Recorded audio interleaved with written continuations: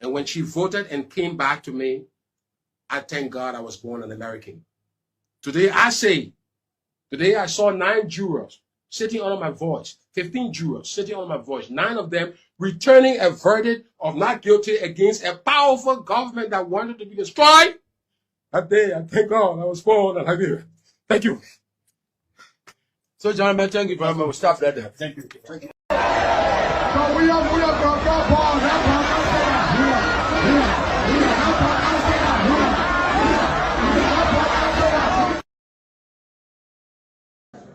So you want to bring work code? Bring your damn work code. Don't be speaking your stinking about every day listening. Thank you. No, but the work code is not intended just for you. Yeah. No, but the other thing is mine. The other thing is for me. Bring it. I know it's not coming. There's not a way to bring work code. You go through processes, legal processes. You don't talk about things on the floor when you see me. When you see me. Every time they don't see me, he must talk. Then when you talk, I'm just joking. Say you're joking, you think I'm quiet because I'm a preacher. Jesus turned the table upside down. I will turn your table upside down one day. You spoke about reconciliation. Does that mean that you're going to reach out to your friends like Thomas Fala, Sir Joseph, and the rest of other people that left your party? Well, reconciliation doesn't mean that you're going to go look for individual. Reconciliation means that we must understand that we all can live together, we can work together in our party.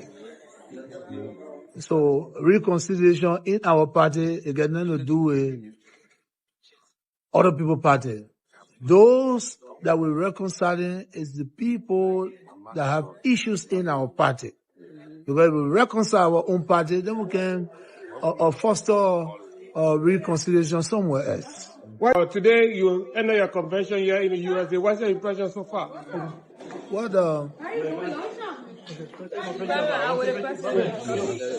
we came to do, we are successful in it. I came to this convention, and we are successful. I know Charles Taylor, entire family. You do? There's Liberia now, we all know ourselves. And I would like to be able, let's say 20-something years after the war, I'd like to be able to say something nice about Charles Taylor. But I'm sorry, I can't. I hold Charles Taylor responsible for the destruction of 3 generations of Liberians. The dissemination of our country that we're not going to be able to put together. We're still fighting, you know. And the damage that has been done in the Liberian psyche, like we say, the traumatization and everything else, we're going to pay for it until the 2 generations die out. And so when I was asked before if I thought Charles Taylor deserved the 50 years, I was honest. I said, it's not even about the 50 years. If 50 years can never be worth one life, the destruction of a country. And maybe, like I said, 2060 or 2070, the Liberian children will have different thought. But for me personally, still seeing the damage, still seeing the harm, still suffering for what Charles Taylor unleashed, I can never say something nice about him. And like you were asking about the amputated children, that was carried out in Sierra Leone. Mm-hmm. That was carried out in Sierra Leone. How barbaric can we be? And it was his recommendation. They were following his advice. Give them a short sleeve or long or sleeve. Long sleeve, yes. And they chop here or they chop here. Yes. Yes. And I saw 7, 8-year-old children like that in Sierra Leone. Limbs chopped off. Yes. Oh. Why did they have to chop children's limbs off? Children, you know? Yeah.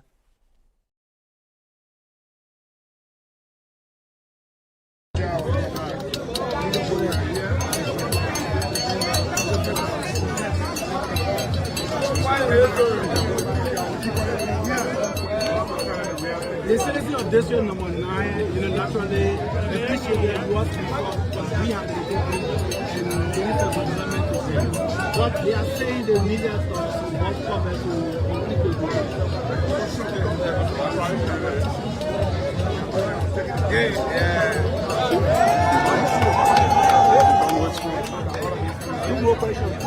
Honorable Vice President Dahn Planners School Network, you mentioned the fact that those who are mean and selfish will not get a party. In no time, everybody now, they have Harvard ambition. You know, some people say they want to be speaker, they want to be deputy speaker, some want to be president. How can you be a minister in the government? So what have you seen? Are you not convinced that the woman will be re-elected as a bona fide United Party partisan? When this woman is re-elected, you have space in the government if you're doing well? Because if the government is re-elected, you got a job. So why you want to go fight for one district seat? That means something not right. And the president needs to hear this. Those that in the circle of the president, he must begin to test out those that want to be representatives, senators, president, while he's serving as president. And I will say this again, they will get at me. Meaning you don't believe in this government, you do not believe in this president job that he's doing. You fake it. So those that are in this category, they must be put to check. Let us go and do their work so that the government can shine. So the government can be respected by the Liberian people, so they can be re-elected, somebody can get a job. But if the government is not re-elected, what assurance you get that you're going to be representative or senator? Then you begin to run. You're going to put your hands in a cookie jar because you want to start running campaign. You want to start running campaign so soon, you're going to get distracted in making government to function, the executive to function well in serving your capacities that you guys have. So they need to be put to check, and that's where Nemo will come in. Because we support you, we believe when we fail, God forbid all of us fail. So when we see the wrong, we say it and make those recommendations. That's what we're going to do.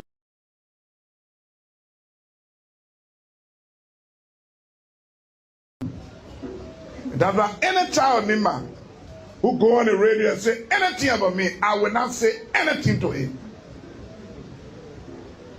Because there's virtue in silence. Sometimes you go very out of emotion, you talk something. When you're leader, you gotta take time to talk because words are bullet. When you speak there, don't come back. And so I can show you the errors. You hear me talking, it means then you're not car. We in a room, and I'm talking in our room. Other than that, they will everybody slam my yes sir. I will leave it because their job is a package. You see the convoy I can't wait?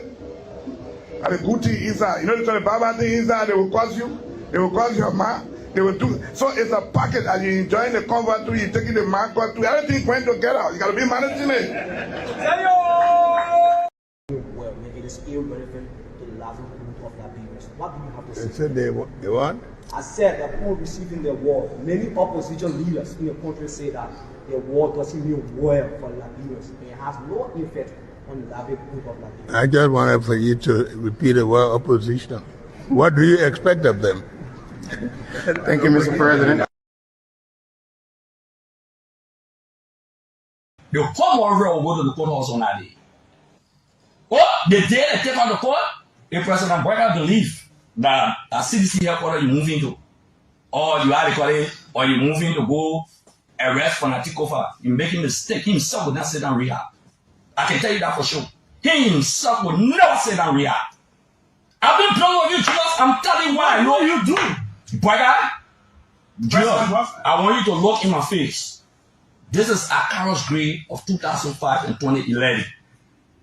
When I spoke of Liberia and we now with a bike, I voluntarily decided that we will lead and help this PR arm of the CDC. Not only that, the militant brigade of the CDC, like Unity Party form a militant brigade during the 2023 election. That militant brigade and battle cry men We're reactivating everything. We'll stand up for our rights. This will be the last of it. I take full responsibility for any application in the court. Police are just moved in. What police? Judas, the police. Don't make the police. No, let me just tell you this. Judas, do you think the police want to take care of the entire Monrovia in every quarter of Monrovia? Do you know the number of police? Do you know the number of police in Liberia? Judas, we shouldn't reach that level, but I can guarantee you that President Boyka dare not go there, and never ever will he go there. I can tell you that. When I sit there for our hand, look at Joseph Boyka. Let me tell you for your project and give it to your wife. And she just launched a $30 million project program. $30 million. Okay, I listened to her when she went Gambia for the First Lady Conference. She spoke about that. Now I'm going to build up for $30 million.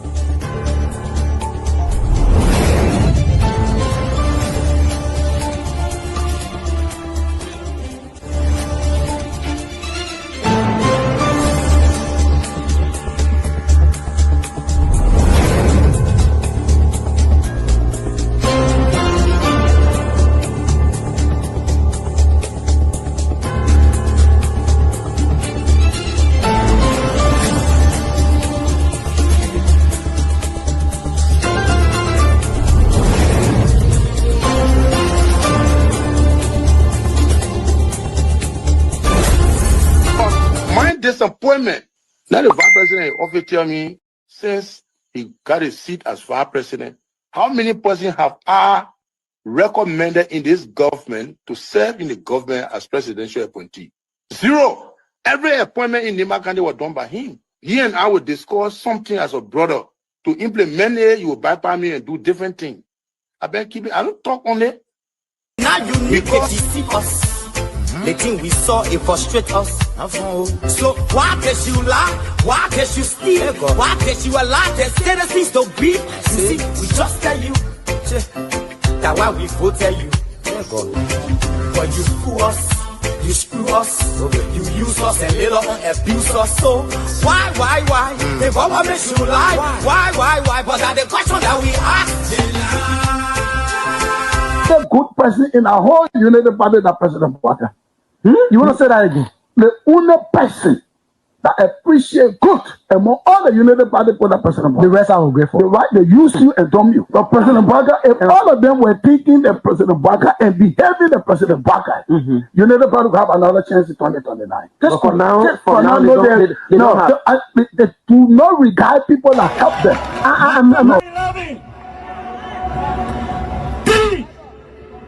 Of our soldiers were executed on this party ground. 2 at the back and 1 right at the headquarters. The man who shot and killed our people today is a Dahn boy in the Liberian National Police. They brought him back to shoot more guns. Get ready to shoot. Because we challenge the status quo appropriately. Come on, Liberia. Inform that the violence or still any student because of their action. It will be the day the entire Boyka administration will cut down. We will massively violate the students in this country and will shut down the Boyka administration. The day that happens, we have the capability to do so. And if they think this renovation project is a joke, let them try it. The fall of the Boyka administration begins with this. If they think they will tumble on any student in this country or at the University of Liberia and work away with impunity, while our children saving opponents and lottery in the Western world, while we are subjected to agile power and bad learning conditions here, and the thing will say. In the first 100 days, no car will get stuck on the major road in this country. And I mean it. You say it out loud?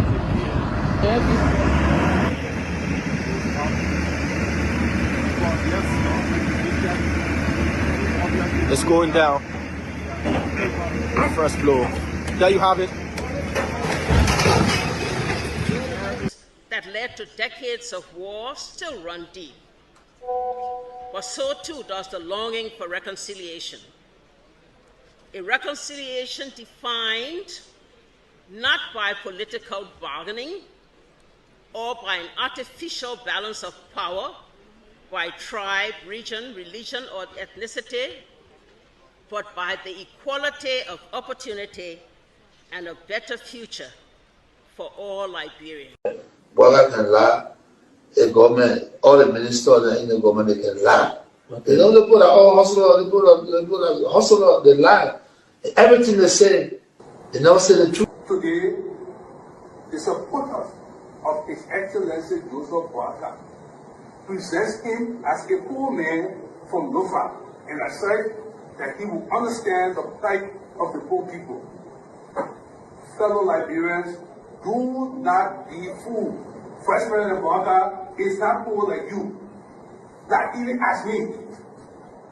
As Vice President, his office received more money from the government budget than any other Vice President has received in Liberia's history. He has enjoyed some of the best and most lucrative government jobs. First of all, there's this, what I call sort of vicious lie about the fact that Mr. Kobe is gay or bring gay lifestyle to Liberia. It's complete bullshit. When people can accuse you of stealing people's money, when they can accuse you of being involved in the war, anything, people don't make up stuff. They don't make up shit. Excuse my language, right? So it's complete nonsense. I'm married, 8 Teresa, 2 children, 5 grandchildren. I believe in traditional family values, so it's complete bullshit, complete nonsense. Jamaikun, the young man, vice president, young man that are vice president, the major so 500,000. I mean, Jamaikun, the major went to I forget that Jamaikun, the major went to Ghana the fit and they may bring it all company in the country. I mean, Kun can't reach yourself. Kun man, you know, Kun by one of the sophisticated, quiet. Hardcore in Liberia, but Liberia when 2029 come and pass, then you finally leave. Mission is completed. Now, what the rules of engagement?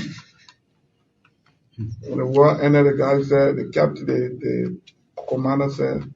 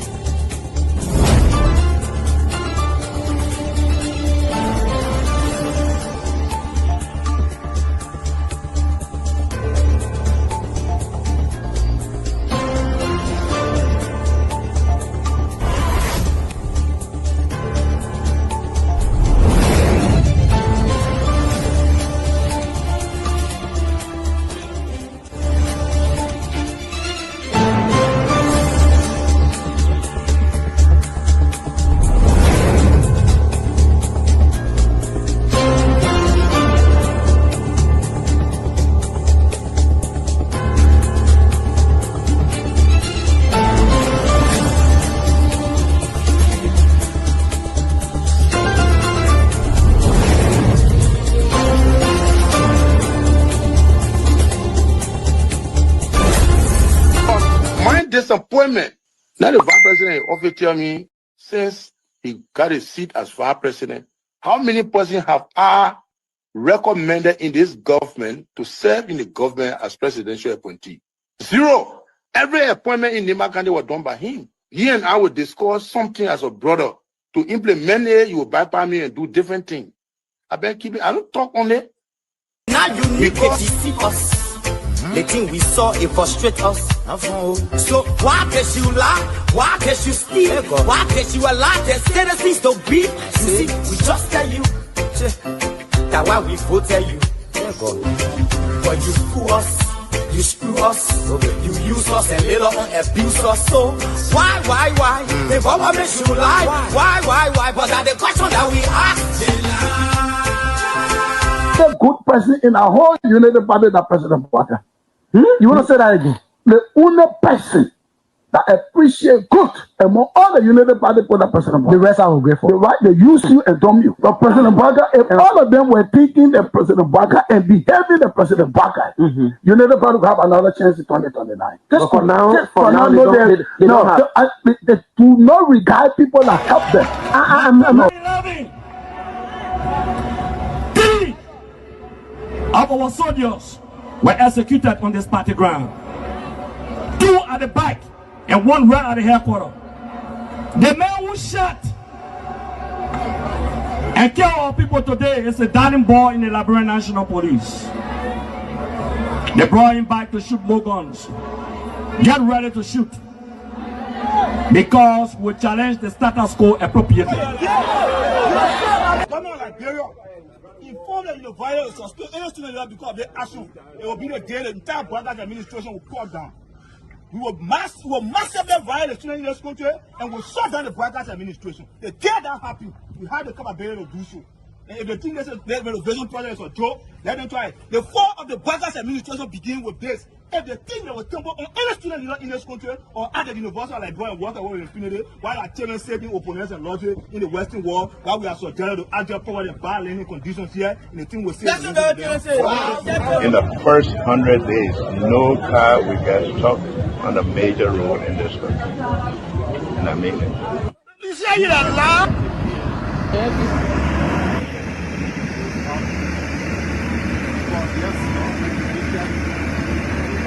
It's going down. First blow. There you have it. That led to decades of war still run deep. But so too does the longing for reconciliation.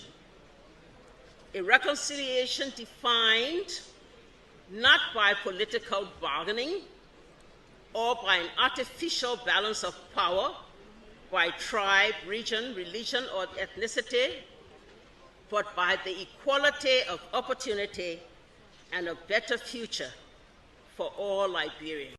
Boga can lie, the government, all the ministers in the government, they can lie. They don't put all hustle, they put hustle, they lie. Everything they say, they never say the truth. Today, the supporters of His Excellency Joseph Boakai presents him as a poor man from Lofa and asserts that he will understand the plight of the poor people.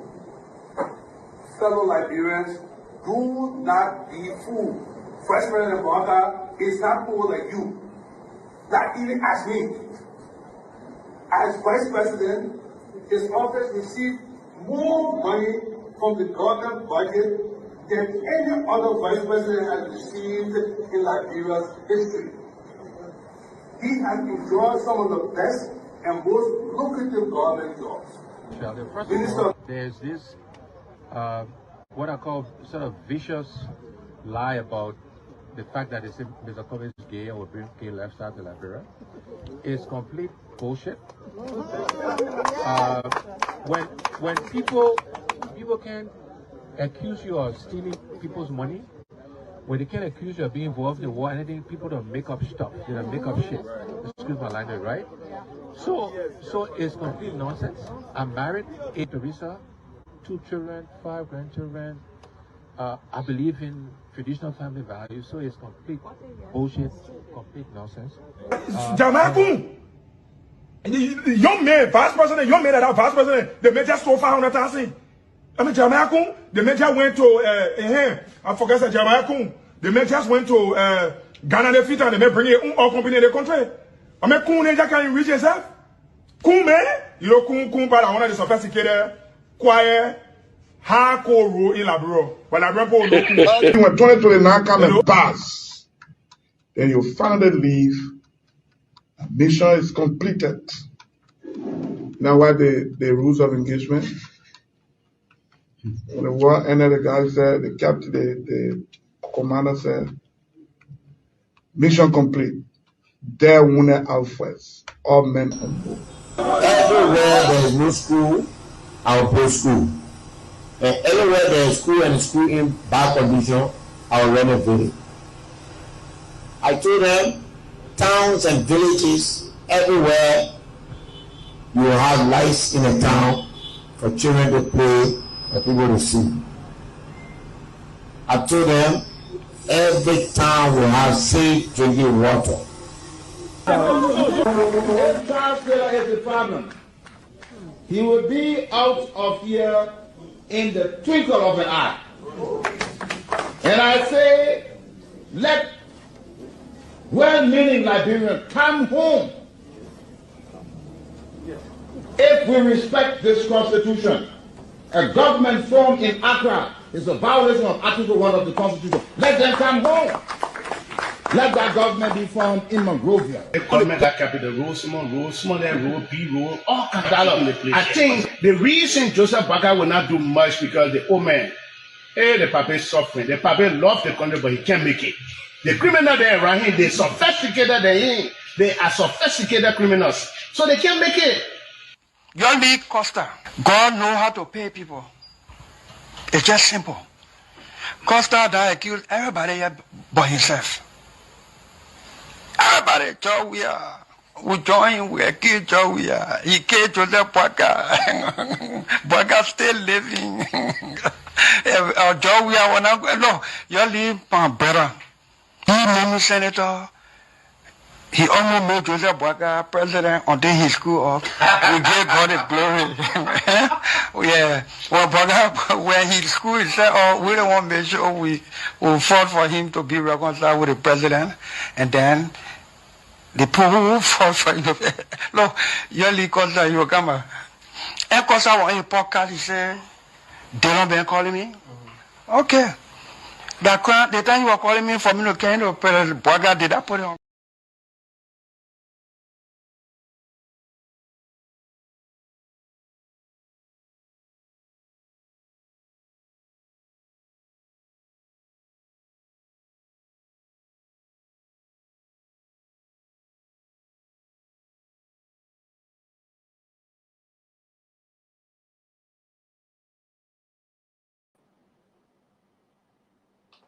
Today is Tuesday, and it is August 11, 2026, and this edition is a special edition here, as always, on the closing argument. We deeply apologize for coming on a little bit late due to some technical problems, but however, we're here this evening, and you've listened to some clips ahead of the start of the show.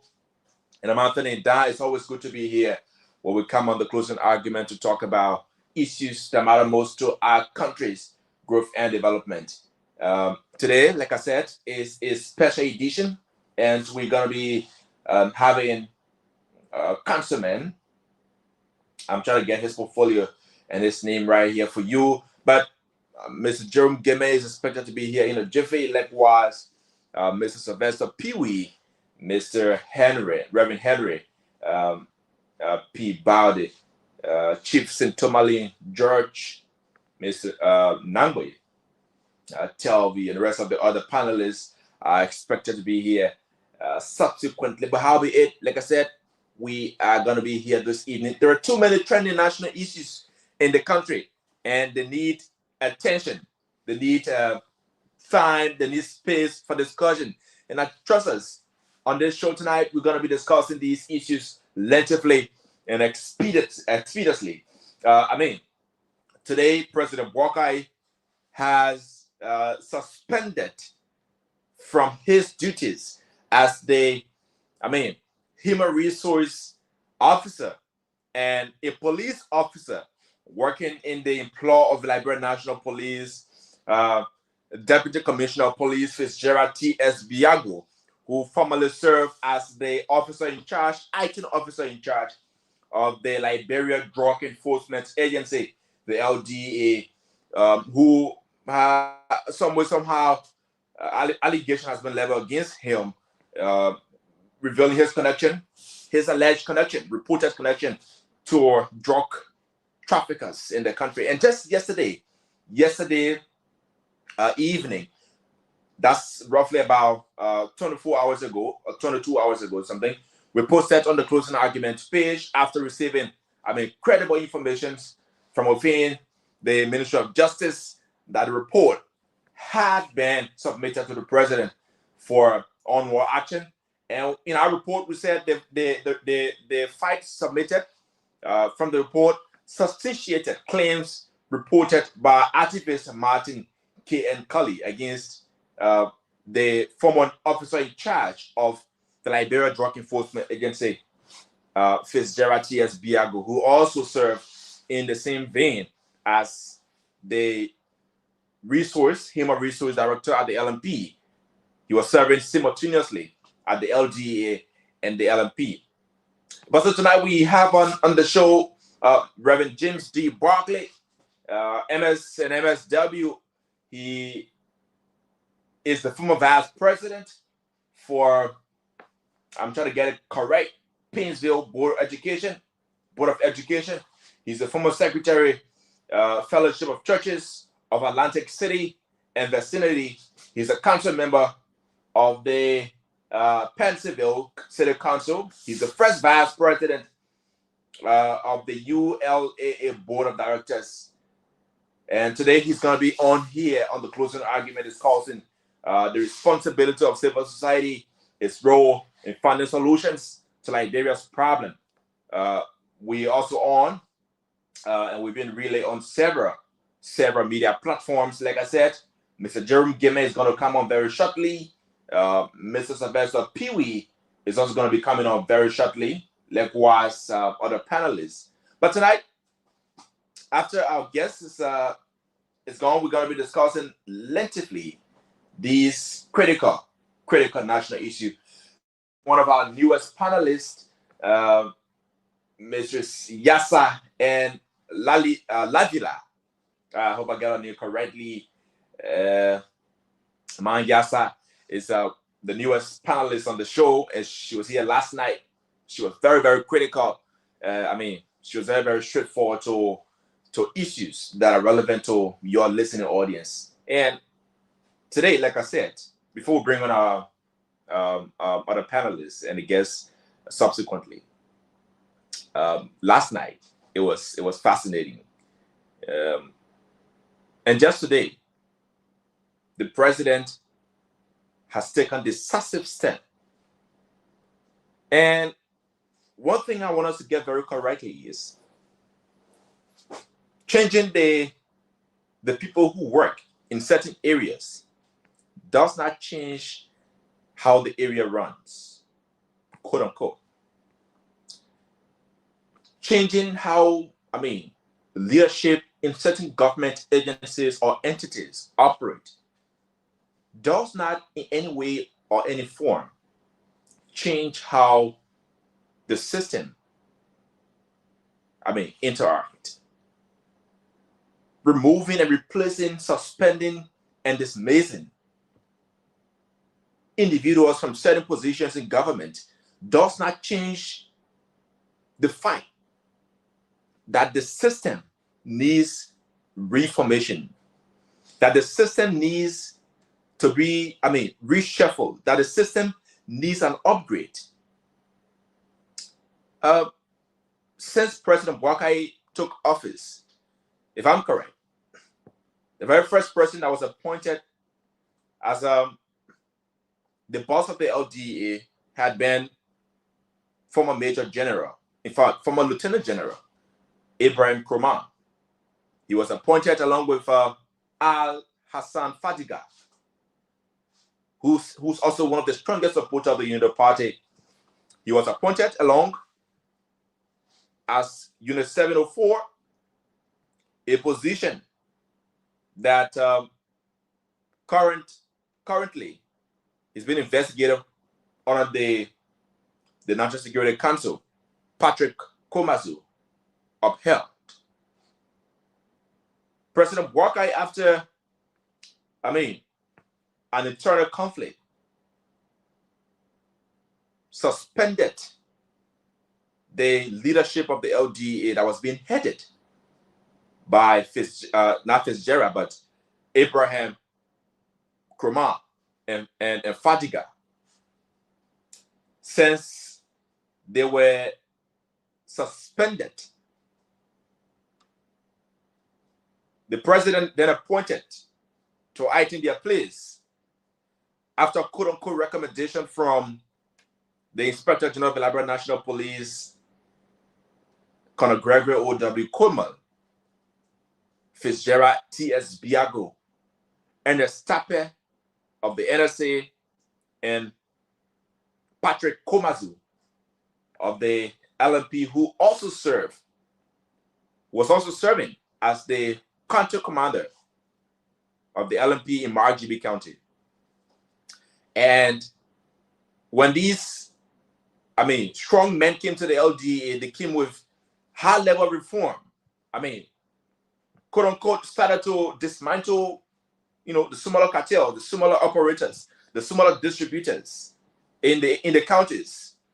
They were marching to the border lines. They were, in the street. They were in the communities. Targeting, those who, quote unquote, were the real ones, transporting, trafficking, and transacting business that involved drug and narcotics. And fast forward, 2 months ago,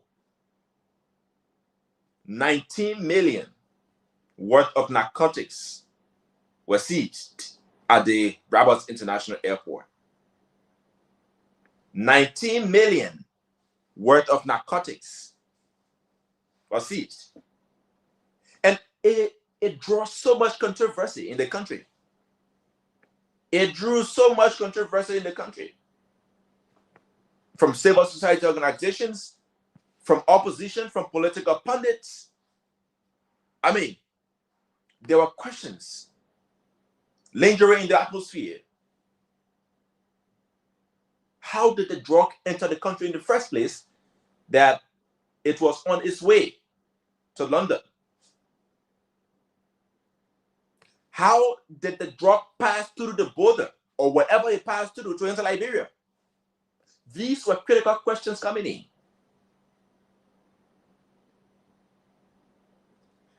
And the 19 million had not even rested. People involved, their names had not been fully brought to book. Only one person, Paul King. And since Paul King was arrested and sent to South Beach in connection with the 19 million, 317 million more was discovered. 317 million more was discovered by the LMP, the NSA Prince C. Johnson, the EPS Sam Gay, and the LIS boss. These were individuals that arrived at VOA 2 hours. 2 hours before you saw cameras on. But there are more behind that. There are more behind that. And like I said, this is the closing argument, and this is where the argument closes. But we have more to discuss on these issues. We have more to talk about on these trending national concerns.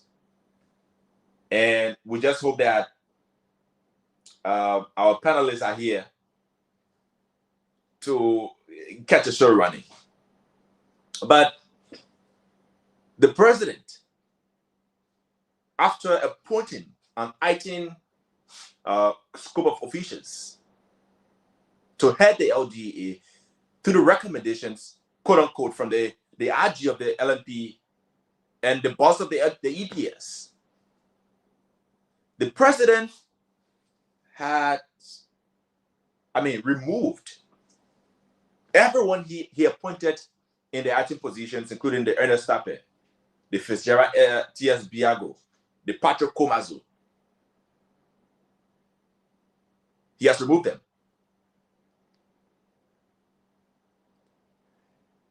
Now, Daniel D. Zenka has come in the picture. He has appeared. He's an army man, a retired major general. He served as chief of staff of the Armed Forces of Liberia. He was appointed by Madam Ellen Johnson Sirleaf in that position in her first term. He was then appointed as defense minister by former President George Weah. He served for 6 years in that position. Fast forward to 2023, he was appointed as an advisor to the president's office, President Boakai's office. He was advising the president on some decision on the army building, and other thing. And the president has appointed him to serve as the director of purpose. He's not going to be acting after he's confirmed. The president has nominated him as the boss, the director general of the Liberia Drug Enforcement Agency. And like I said from the very beginning,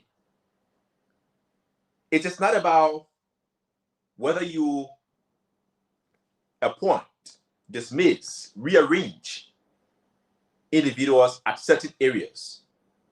What matters most is how can the system be reformed. Since 1847, Liberia gained her right as an independent West African state. The country has had 26 presidents, 26 leaders, 26 head of states. And the biggest question on the international stage is, what has 26 presidents, 26 leaders given Liberia? 26 leaders. What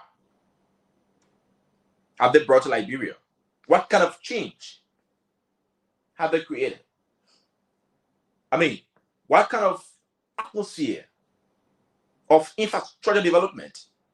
What kind of atmosphere of, changing the narrative of the country?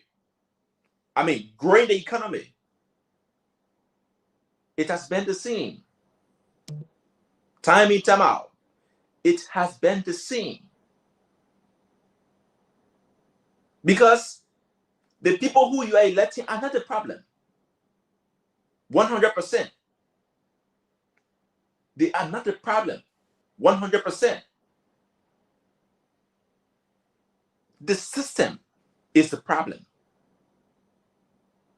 The system is giving one lawmaker $90,000 in 6 years for 2 vehicles. The system is, giving a minister, a certain minister, giving him vehicles that are worth more than millions of Liberian dollars. The system needs reforms. The system needs reforms. The system is when people who we call elected officials, government officials, do not respect the rule of law. That's the system, that's the kind of system that needs reform. And if these systems that we call systems that govern Liberia are not reformed, you will elect 500 presidents, the country will still be the same. First, quickly, Mr. Henry Peabody have come on. Everybody, welcome to the show. Buddy, good to see you, man. Good to see you. Good to see you. Keep your commentary going. I was enjoying it. Listen to you. Myself. I was enjoying, and all you were saying totally makes sense. So I'm just following you to see what's going on. So, yeah. Yeah. So definitely, thank you, Chief. Definitely, the system needs reform. Because if the system even have a slight positive change, the first thing you observe is it will start to attract foreign investors, more foreign investors. People will start to feel the security in investing in Liberia. But someone wants to invest in Liberia, and you get one minister who is, coordinating the deal, bringing the investor on. He said, "Oh my man, give me 25,000, give me 50,000. I'll make sure you get that thing." The money is not the problem, but the trust becomes the issue. How secure am I going to be if I give you $50,000 and put an investment worth $15 million in the country? How sure I am that my investment in Liberia is going to be secure? This is the kind of system that needs to change. Because, the government might not be the problem, might be some of the problem. But the system that is being operated is the one that needs a reform, that needs a changes. So the president can go ahead and appoint 5-person, 6-person on his administration at the LDA. But if the system at the LDA is not revisited, if it is not set aside to undergo, extensive transformation, it's just going to be the same. The person there might not be the problem. They might not be the one trafficking the drug. They might not be the one, breaking the cartels. But somewhere, somehow, they might be influenced by the cartels. Because that's the system they made it. That's the system they made it. If the LDA has a system that has an internal audit committee that fast-check, independent auditors that fast-check every daily activity of the LDA, that's the system reform. Then it puts the leader on their path. It puts the heads of the agency on the track that if you leave this area and you act disorderly, you face certain consequence. Strictly, either you are dismissed, you undergo straight investigation, not by any other area, but by us here. Because we know what's happening. We are the ones that are here, and we're seeing the happenings.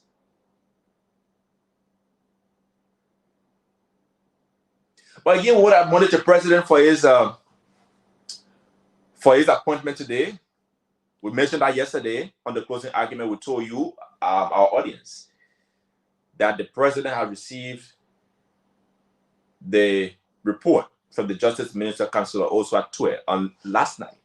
And just last night, the president was hosting his national security meeting that was scheduled for tonight. Just last night.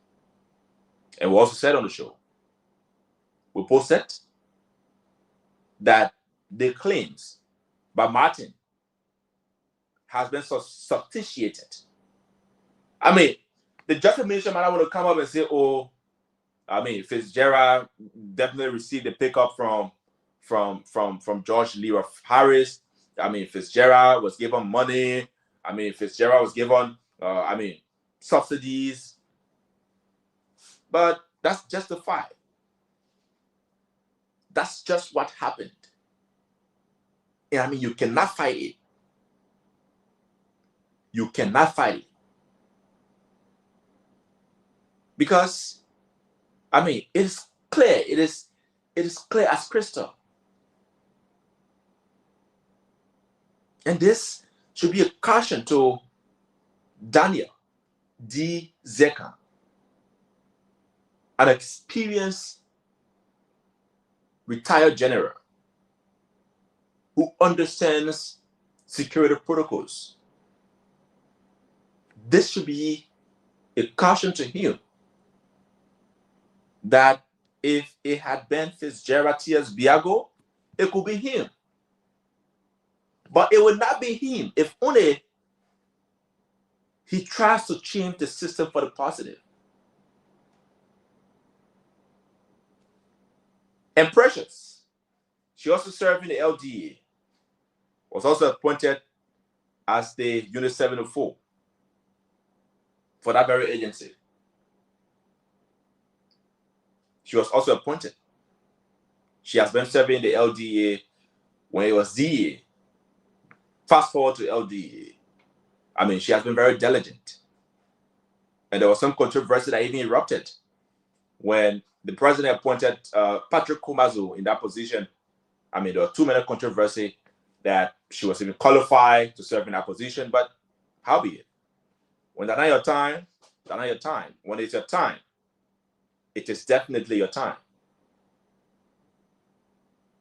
And also, like I said, we hope to have on Reverend.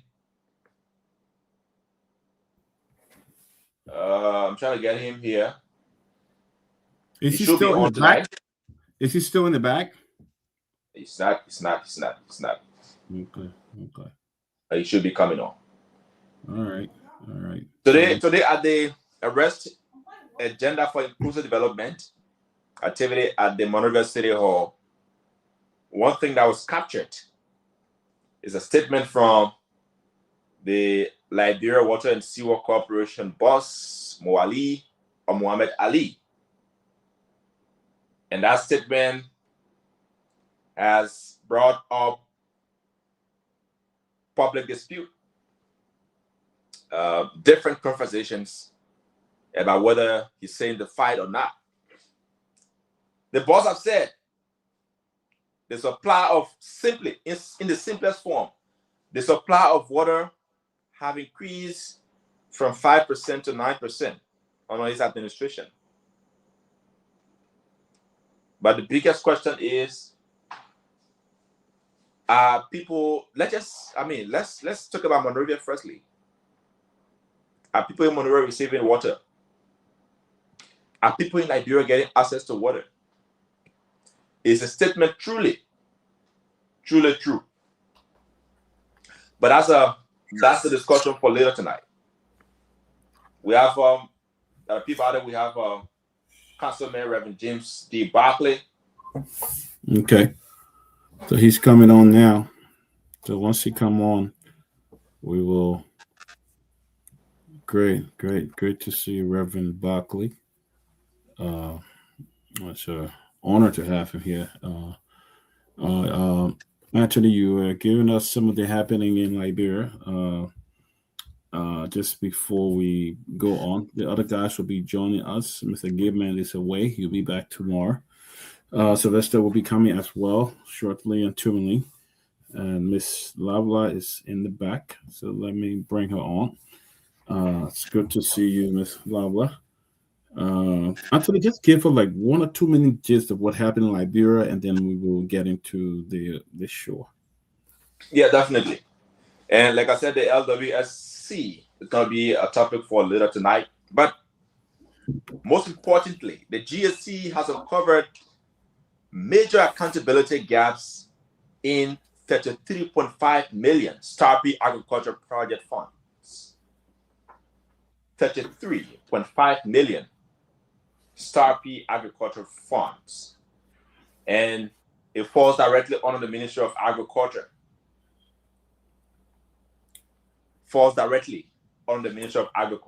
And so, just today, the GSC has revealed that there is a very serious accountability and implementation challenges within the Smallholder Agriculture Transformation Agribusiness Revitalization Project, STARPY. According to the audit findings, 33.5 million could not be physically verified during the inspection process. That simply means 68,000 worth of equipment that are supposed to be purchased by the Minister of Agriculture has not been purchased. Where did the money go? Stands as the biggest question for the General Auditing Commission.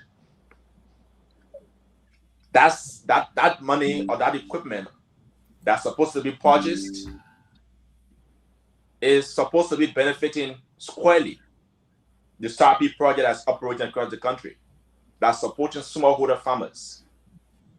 It includes tractors, hospitals. It includes, I mean, you know, small working tools like wheelbarrows, shovels, and a bunch of other things that are necessary for smallholder farmers. And so 68,000 goes directly to equipment that had not been properly coded or tagged for identification on the Audit Commission report. And it stands as one of the major accountability threats to the Ministry of Agriculture under its minister. And so the audit also puts the 68,000 as an investment that should benefit smallholder farmers. And so tomorrow is also one of the hearings at the House of Representatives, where we're going to be live on the closing argument to bring you fundings. The Minister of Agriculture might likely appear at the HOR, the Joint Public Accounts and Expenditure Committee hearing on tomorrow at the HOR.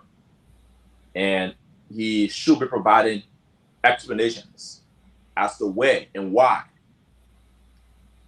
the 68,000 equipments have not been accounted for, or if it has been purchased, why it has not been logged in. And he's also going to provide explanations as to where and how the $33.5 million have been spent on the SAPI project. So basically, that's one of the major happenings here in Liberia today. And I mean, the president also attended the arrest at dinner, absolutely. He made a statement, but it's going to be a little time for tonight's discussion. Thank you, sir. Thank you. Thank you for bringing us up to date of what's happening in Liberia. I'd like to welcome Mr. Nagbe as well, and welcome Mr. Nagbe. Thank you, Dr. Peabody. Yeah. Welcome, thank you. Good to be with you all. Thank you. Go ahead. I'm sorry. Go ahead. Welcome, Councilman Reverend James Barkley. Good to see you. Welcome our Thank you. newest addition to the TCA panel, Miss Lavla. Welcome. Good to see you. We got a lot of great feedback yesterday. People were very, very excited. Good evening from my end. Yeah. Like I said, Mr. Gibbons off, and Sylvester will join us, and Tomalin will be joining us soon, and Roberts and other will be joining. But let's get into this. Councilman was on yesterday by phone, and he really made some great point yesterday. His concern was the silence of some of the Liberian council churches and the ULA and all of that. So let's just go to Councilman. Let's get into this. I know you had a lot to express. You expressed your displeasure yesterday. Councilman, welcome again, and just give us a brief introduction of yourself, and then let's jump into the question. Then we'll go around with the panelists. Thank you, Doc, and thank you, Honorable Nagbe. Thank you, Ms. Lavella. And I want to recognize Anthony Dahn. He did well. I was listening to him. He was giving us update about the motherland. I think he did a great job. But my name is Reverend James Barkley, and I live in South Jersey. I live in Pleasantville, where I serve as a city council member. Since my stay in the United States, I have championed one thing to promote and elevate Liberia. And I think I gain greater prominence among my American colleagues when I promote my country. As a way of information, in 2012, when the then president came here, Madam Shelley, we gave her support by rallying the African community to surround her in New York. In 2013, when Vice President Boakai visited Jersey, we were there to give him support because our country's leader. Our philosophy has been, when Liberia makes a decision, we honor it. When President Weah came, he sent his ambassador here. We gave him a rousing welcome, And we welcome President Weah himself in New York. So what we have been doing always is that to be identified with Liberia, because that's the only country we have. My stay here, I first enrolled as member of the Fellowship of Churches. It is an organization of churches in South New Jersey. They celebrated the centennial anniversary 2 Saturdays ago. And I served as the first non-U.S. born that served on the executive committee level. I also served on the district's board of education and rose to the rank of vice president. But in all, I always remember Liberia. And today I serve as the first vice chairman of the board of directors of EULA. And let me give you a background of how I got to EULA. We were here in Atlantic City and we were enjoying ourselves. And I think in 2013, EULA had a conflict that they could not resolve. So I want to recognize Honorable Nagbe. I don't like to put you on the spotlight, but you were one of those that collaborated with the leadership team. And we invited EULA here in 2010. I can remember some of the personalities we invited: the late Bagbala, the late Tomalin, Jesse Cooper, Anthony Kesseley, Emmanuel Wetty, everyone that was involved in the conflict. And we paved the way. We brought those that could not host themselves. We hosted them in hotels, and we ensured there was peace in EULA. So as a means of sustaining that peace, we decided to get involved in EULA. And we hold EULA at a very high level with great respect. And today we enjoy the confidence of our colleagues to speak on behalf of the board of directors of EULA. And that's what we are going to be doing tonight. Thank you, sir. Thank you for that brief introduction. It seemed like your hands are tied. You are very busy. You're a very busy man and working in different areas, from the church to the council, the city, and also you talk about Liberia. But yesterday you shared about your displeasure. You were not happy. Do you mind sharing that again on what you talked about yesterday in regards to your concern about the drug issue and the silence of many organizations from Liberia? So I want to begin by thanking the president for taking a step yesterday, because when there is some ailment, you just have to separate it from your body to ensure that medication can penetrate well. And I think he took one of the first steps, which we consider to be in the right direction. My concern yesterday was the silence of our civil society. It's so loud that it's alarming. Okay. I was in Liberia during the Civil War, and I remember the roles that were played by our religious community, Dr. Francis, Bishop Francis, Chief Kafuma Kone. All of these gentlemen, they shy away to come in front.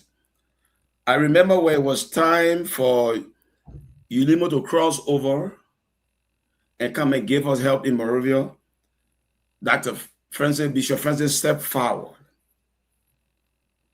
And this is the type of gospel I believe in, the one that does not shy away from finding solutions to problems. But I've been listening to Liberia since this crisis began. All I've been hearing is the media. And I want to recognize closing argument. You are one of the most impartial media outlets that I can name, because I have not seen you identify with any side. And you have always been open to accommodate us. But there are other media institutions that have done their best. You have cried. We follow Ronnie on Spoon. He's there every day. So all the public does is sit down and wait what's happening next. What happening next? And let me just tell you one thing, where I took my perception of leadership from. I look at Nigeria has about if I'm right, around 200 million people. But it takes few many Nigeria to lead a course and chart the direction. So I believe that the civil society's silence, and maybe they are waiting for someone that can motivate them and raise the consciousness in them that we cannot remain sitting.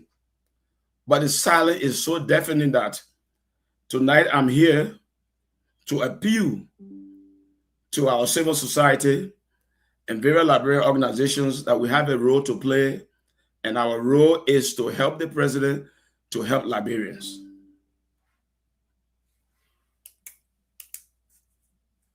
All right, let me go to Miss Lavla. Miss Lavla, you just heard Reverend Barkley talk about his passion, his concern, that some of the civil organizations have not done much and rarely engaged in the government in terms of what's happening in Liberia. Do you have any comment, or do you care to share with that?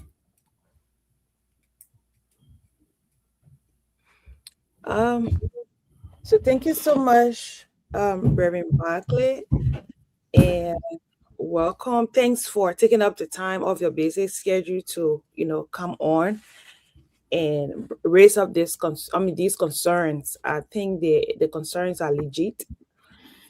And what I want to begin this whole conversation from my side, what I want to say, I think, like I said, the concerns are very legit, and civil societies do have responsibilities to the country in which they operate. And I think part of it, like you said, is to speak against the ills in societies and advocate for the right things to be done.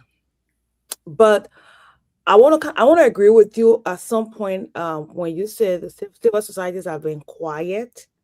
Yes, they've been quiet, because what I would say is civil societies have been quiet in Liberia because civil societies don't have the morals to speak out. Some of these civil societies we're talking about, because you can speak out and hold a government feet to the fire when you find yourself doing the right thing, or when you have information that you can use to hold the government feet to the fire. So what am I saying? I usually tell my son, he say, Mommy, the reason why I don't really speak a lot in class, sometimes I don't know what to say. I'm like, you don't know what to say because you are not researching, you are not reading to have the information that you need, to say something in the classroom. So what am I saying in terms of civil societies? Civil societies will only speak out when they are doing their homework. And what's the homework? For example, civil societies should use the data, the findings they have from the work that they are doing in a particular area to advocate for change, for policy change, or to, hold the government feet to the fire. But most of the civil societies we see in Liberia, and don't get me wrong, there are some doing excellent job in the country. I would say most of them are just there for their personal gains. And I will tell you this, most of the civil societies in the country, they are doing what we call the quick impact projects, because these projects can give them stuff to benefit themselves. And yes, I do agree with you. Civil society have been really quiet when it comes to not just this whole illegal drugs in the country, other issues when it comes to gender-based violence and stuff in the country. They are picky. Right? They choose what to talk about. They choose what to advocate about, who to advocate for, and who's concerned they can actually speak about. So I think it's now time that we actually shine a light on it, really to tell them, hey, listen. And listen, when civil societies be very independent and engage the government, I'm sure the government will listen. As I said yesterday and always will say, I think this government is a government that's listening to the people and will kind of adjust when we have the right people engaging them for some policy change and interventions. I will stop there for now. Mr. Nagbe, he mentioned EULA. Anything you want to share, or any question you have for Reverend Barkley? Well, thank you very much, Dr. Peabody is going to be here again, and Miss Lavela, welcome back. My dear brother and friends, good to see you. Quickly, I am wondering here as Ms. Lavela is speaking, she's acknowledging that, and I will come to the Yola thing, but she's acknowledging that, yes, there seems to be a little, well, you say a little bit, quiet on the front in terms of civil society organizations. And I'm wondering if she would be kind enough to speculate on the reason why. Could it be that all of them have been absorbed on the various lucrative boards and they've been on their you know, they have been, I don't want to say bought, but I don't know if you know, hopefully she will help us unravel that. But, you know, my brother's right. Back in the day, you know, you had, you know, the Council of Churches of Sheikh Kafuma Kone and Michael Francis, you know, George D. Brown, voices from the pulpit.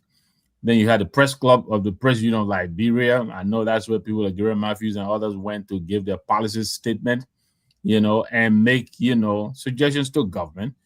And, you know, then, of course, you know, you had Yola, you know, when Yola spoke, all of us, you know, the days of Jukonti Thomas Wawayu, or even as late as Yaso Wedoli, when these people spoke, you knew that somebody was speaking on our behalf because, and for full disclosure, my wife is the current vice president of Yola.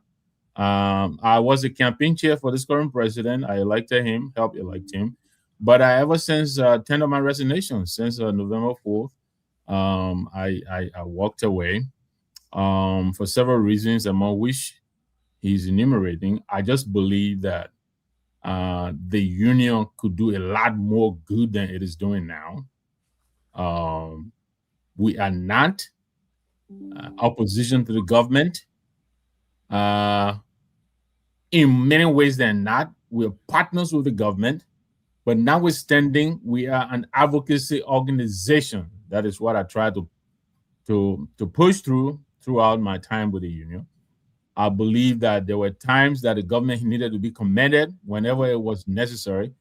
But then there were times when the government had to be called out. And unfortunately, those times when the government needed to be called out were probably more than those times when the government needed to be commended. You know, we talked about the removal of the speaker and all of that, of course. I think the union offered to mediate and all of that, but, you know, nobody paid them any heck. But I believe that the union really, I think in recent times, has not risen to the occasion. I think a lot of people are disappointed. You know, I've heard comments like, you know, people use the union now as, you know, as a conduit to go and get jobs in Liberia. Maybe that is true. But I don't think this current union is interested in that. I mean, Mohamed Keita, I know very well. He's a very well-established, he's a businessman. He's been in New York for a very long time. He's not interested in that. It just really baffles me that the union has not found its voice on how to deal with this government. And I can tell you there is a lot that the union could talk to the government about. And like I said, yes, you should commend the government when I think it's necessary. But when the government is you know, falling short of expectation, I think you should say something. In this drug saga, I don't think I've heard anything from the union yet. You know, the Reverend is here. He is the current acting chairman of the board. So he will tell me. So yeah, there's a lot of disappointment coming from the union. But then again, it's not just the union.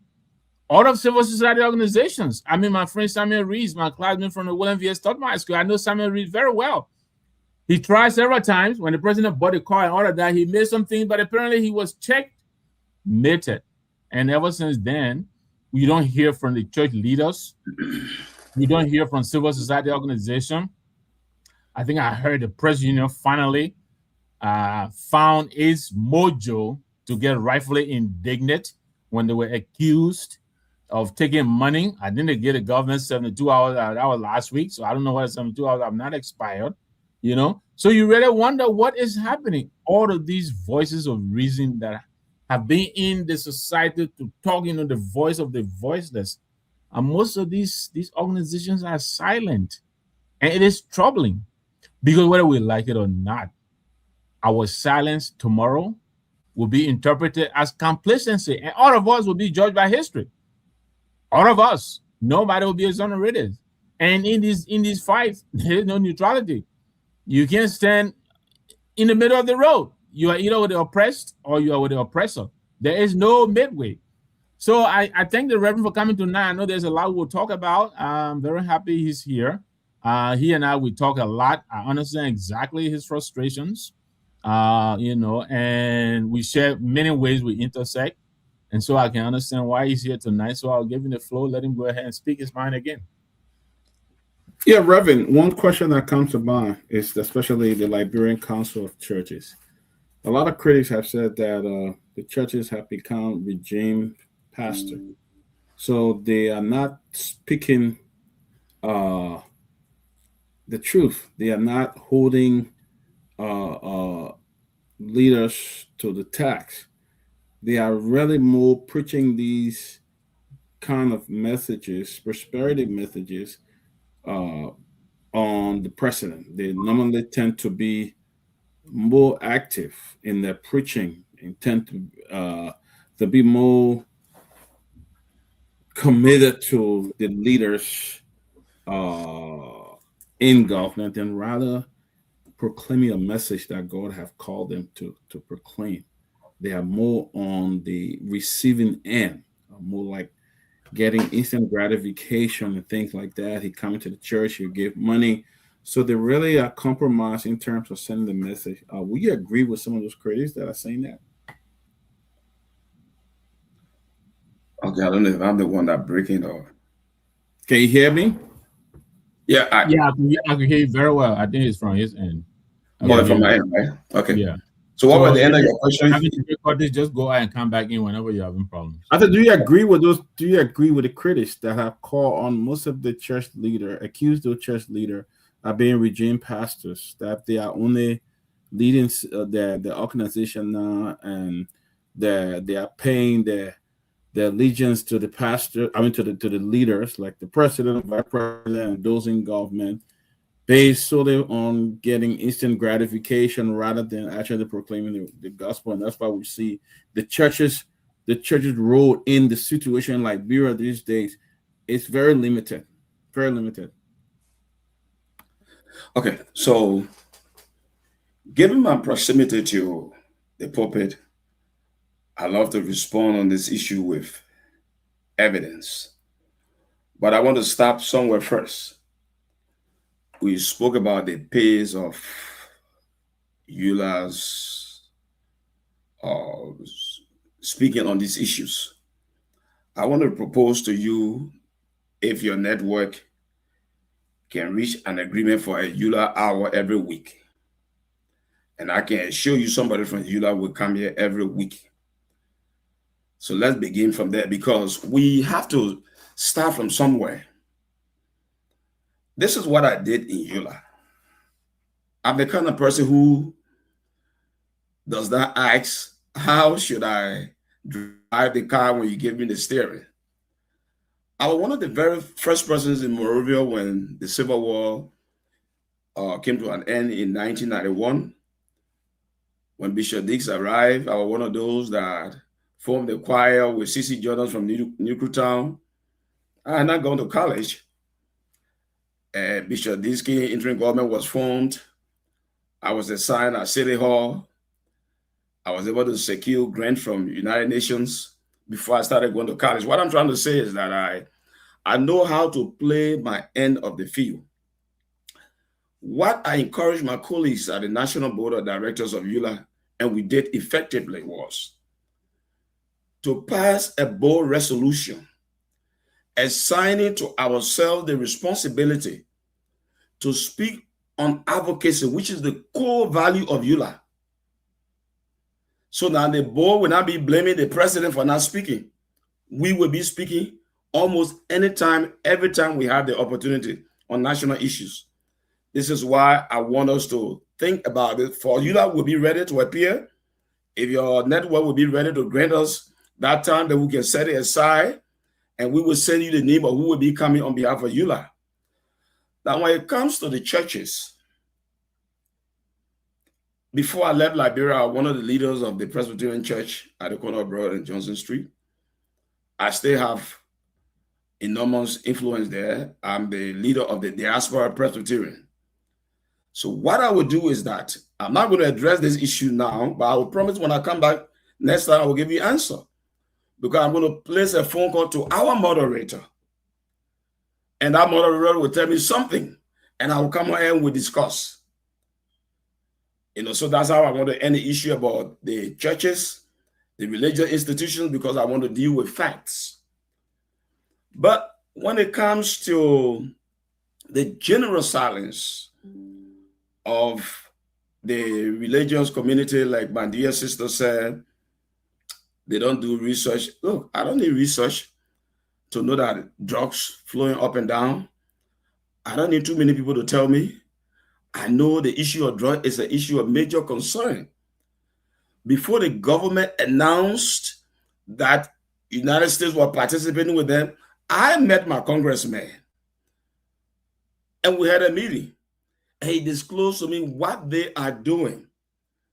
But I'm here tonight because Liberia is not at a high priority on America's foreign policy agenda. But we as voters, electorate in the United States of America, we can mount more pressure to bring Liberia, to elevate Liberia's issue from the level at which it is. That's one of my missions here tonight. All right, Ms. Lavla. Yeah, let me speak to the comment that Reverend made. Like you don't need research to engage the government or confront the government or speak out on national issues. And you said before the U.S. government got involved, you met with your congressman and he gave you information. Your proximity to your congressman enable you to get the information you had to know what was about to happen. Other Liberians don't have that kind of proximity. And the only way they are informed is to get the information, do the research, or check on things to get facts. Because we cannot advocate or we cannot confront the government with just hearsay. They say we got drugs flying around. When you're confronting the government, you need to confront the government with facts. And the only way you will know the facts is to do your research and have the information that you need to have. So that was just to the point where you talk about, you don't need to do research to confront the government. Can I come in a little quickly on dealing with the government, if you don't mind, Ms. Lavla, before you continue? Oh yeah, let me just make my point. You're coming. You do need to have the information you need to speak out on the issues. Yeah, go ahead. Okay, thank you. So let me just say this. During my time with the union, I can say this because I headed the Diaspora Affairs Committee, and I know the several attempts that we made to engage the government of Liberia. For instance, the annual diaspora return, the first one before the one last year.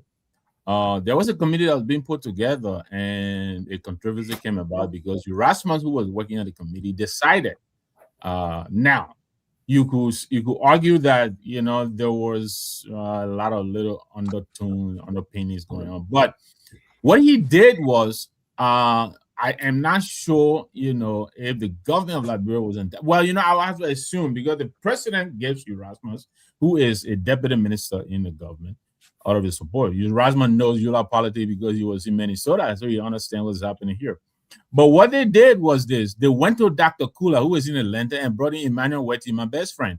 But the both of them don't directly work with the union. Here is my problem. And I told Erasmus, I even told Mr. Kessler, if you want to work with Liberians in the diaspora, you better well go through the leadership that represents them. I think the government actively, and I'm saying this right now, I'm sure they're listening, they're actively trying to sideline Yola. I think they're undermining the union. They have refused to legitimize interaction with the union. I'm aware of communications that when I was with the union that we sent to the mansion on several occasions, when we had delegates going to Liberia and all of that, my brother here will confirm some of that. We never got a response. During our inauguration here in Atlantic City, we invited the president of Liberia. He was in New York. He never came. So I have to say this much. I think the union has made several attempts to engage with the government. And I think there is an active effort on the part of the government not to engage. So let me just respond to that, and you'll be surprised that I'll a little bit come to the government defense on this. Yeah, and I'm speaking on air, and my colleague is smiling because look, the government will not give you respect on silver platter.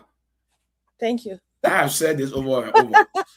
The government will not give you respect when you're in your bed sleeping. You have to stand and mount a roadblock, and the government will see you. They know they got to go through you to pass, and they will give you respect. I have said this over and over. We are the group of Liberians that are living on planet Earth that can express our views and mount our checkpoints politically and be respected without losing a sleep, without missing a salary, without being threatened by anyone. So when this thing started, and they said, oh, the government is doing that, I said, no, Jerome, let's calm down. I'm not going to talk to Honorable Wetty. I'm not going to talk to Dr. Dahn. The person that is sending everyone is President Bouaka himself. So let us take the issue up with him. And I still stand our ground. I believe as intelligent as the president is, which I know, if he sees Eula with his eyes, he will know that Eula is on the road. But he has not seen Eula. He has not heard Eula. And this is why I'm here. This is the beginning of the process of the government of Liberia hearing Eula, seeing Eula, and knowing Eula is the diaspora umbrella organization in the United States. And thank you very much, Reverend Barkley, for that point. Before I talk about Reverend Barkley points he made, because I was about to speak on it, I just want to talk about that point, the diaspora engaging the government. And I'm going to speak specifically with reference to the health sector, right? And this is something we've been having several meetings behind the scenes about the whole diaspora annual return. Now, where I do agree with you, there are some gaps, there are some missteps when it comes to engaging the diaspora. I do agree. However, people in the diaspora, we got so much work to do when it comes to following the steps to engage in the government, or how we can mount pressure to engage the government. And I will give a very practical example. I'm currently part of a group called Liberia Global Health and Surgery Consortium. We are a group of health workers from the diaspora, surgeons, doctors, with one goal: to go back home and help improve the health sector. And I will tell you this, just from my experience serving, I've been being part of this group and engaged in the Ministry of Health, I've come to understand that people in the diaspora get up and go to Liberia to do stuff without even engaging the appropriate ministry or department. Let me say this to you. When we went to meet the minister, our group, we in fact, the annual return, the health sector investment fund was where the minister gave she opened the door. She said, the diaspora can come, let's talk. We engaged the minister. When we engaged the minister, we did a whole presentation to her. Hey, this is what we want to do in the country. And she said, good. The minister sat down with us and signed an MOU with us and told us exactly where the health sector is. Since January, we signed that MOU. We've been working on a lot of things. By December, we'll be in the country to launch. And since then, every medical or health organization from the diaspora that we've sent to the country, the ministry have provided logistics, they've provided lodging for them, and they've opened the doors to them to have a conversation. Now, we've tried to engage other health organizations to join. Guess what? A lot of diasporans in Liberia already doing stuff that they've never engaged the ministry on. When you ask them, oh, we're operating in the country already, we didn't meet with the ministry. So how do you expect to get the government support when you just go to the country all by yourself? When you ask them, oh, the government corrupt, oh, the other ministry corrupt, you've never even engaged, but you already assume. Don't get me wrong, there are some organizations doing the right thing, there are some diasporans, doing the right thing, engaging. Are there roadblocks? Yes. Are there challenges? Yes. We're not going to sit there and say it's all perfect, but engage and let's find out that, oh, we engage, but we're pushed away. But we're not. I'm telling you, when you talk to the diasporans in the country doing stuff, a lot of them have never even met with the appropriate department. But because somebody feel they can get some old medical equipment from here, go to the country, open a non-profit, start their own work, everybody just doing stuff on their own. And I think that needs to change. The diaspora, and we say we want the government attention, we want the government to include us into stuff, we need to also engage. We need to also mount pressure to tell them, hey, we're here, we exist, and we want to be heard. So I will just speak to that, and I will leave that there, and I'll come back to Reverend Barclay's point and Nagbe's point about civil society not speaking out. Nagbe, I did say yes, to some extent civil society is quiet. However, and you, Nagbe, said something, you said you wanted to know whether it's not because a lot of the critical voices have been already absorbed, some of them on these boards and stuff, so they can speak out. For this, and I will speak for this regime, I think what is happening at this point, a lot of civil society organizations that you said used to speak out and not speaking out, and those ones that have been critical, I think some of them at this point prefer a collaborative dialogue or quiet diplomacy. What am I saying? Some of them would prefer to sit down and talk. Like I said, this government is a government that listens. If you ask me, I think that they do pay attention to what the citizens are saying. And we're seeing it from this whole drug saga, right? We all agree to some extent, pressure from the public, pressure from Liberians, making the government. So even though the government is acting and based on their own mandate, but we agree to some extent that Liberians are speaking out and they are pushing. But I think the civil society organizations, most of them now, with this regime, they prefer to co-create solutions. That means working with the government to solve issues, to co-create policies that will work, rather than being very confrontational. We've seen over times and times again in our country. I don't think the confrontational method work. When it even comes to protest, I tell you for fight, Liberians, we really don't know how to go about the whole protest thing.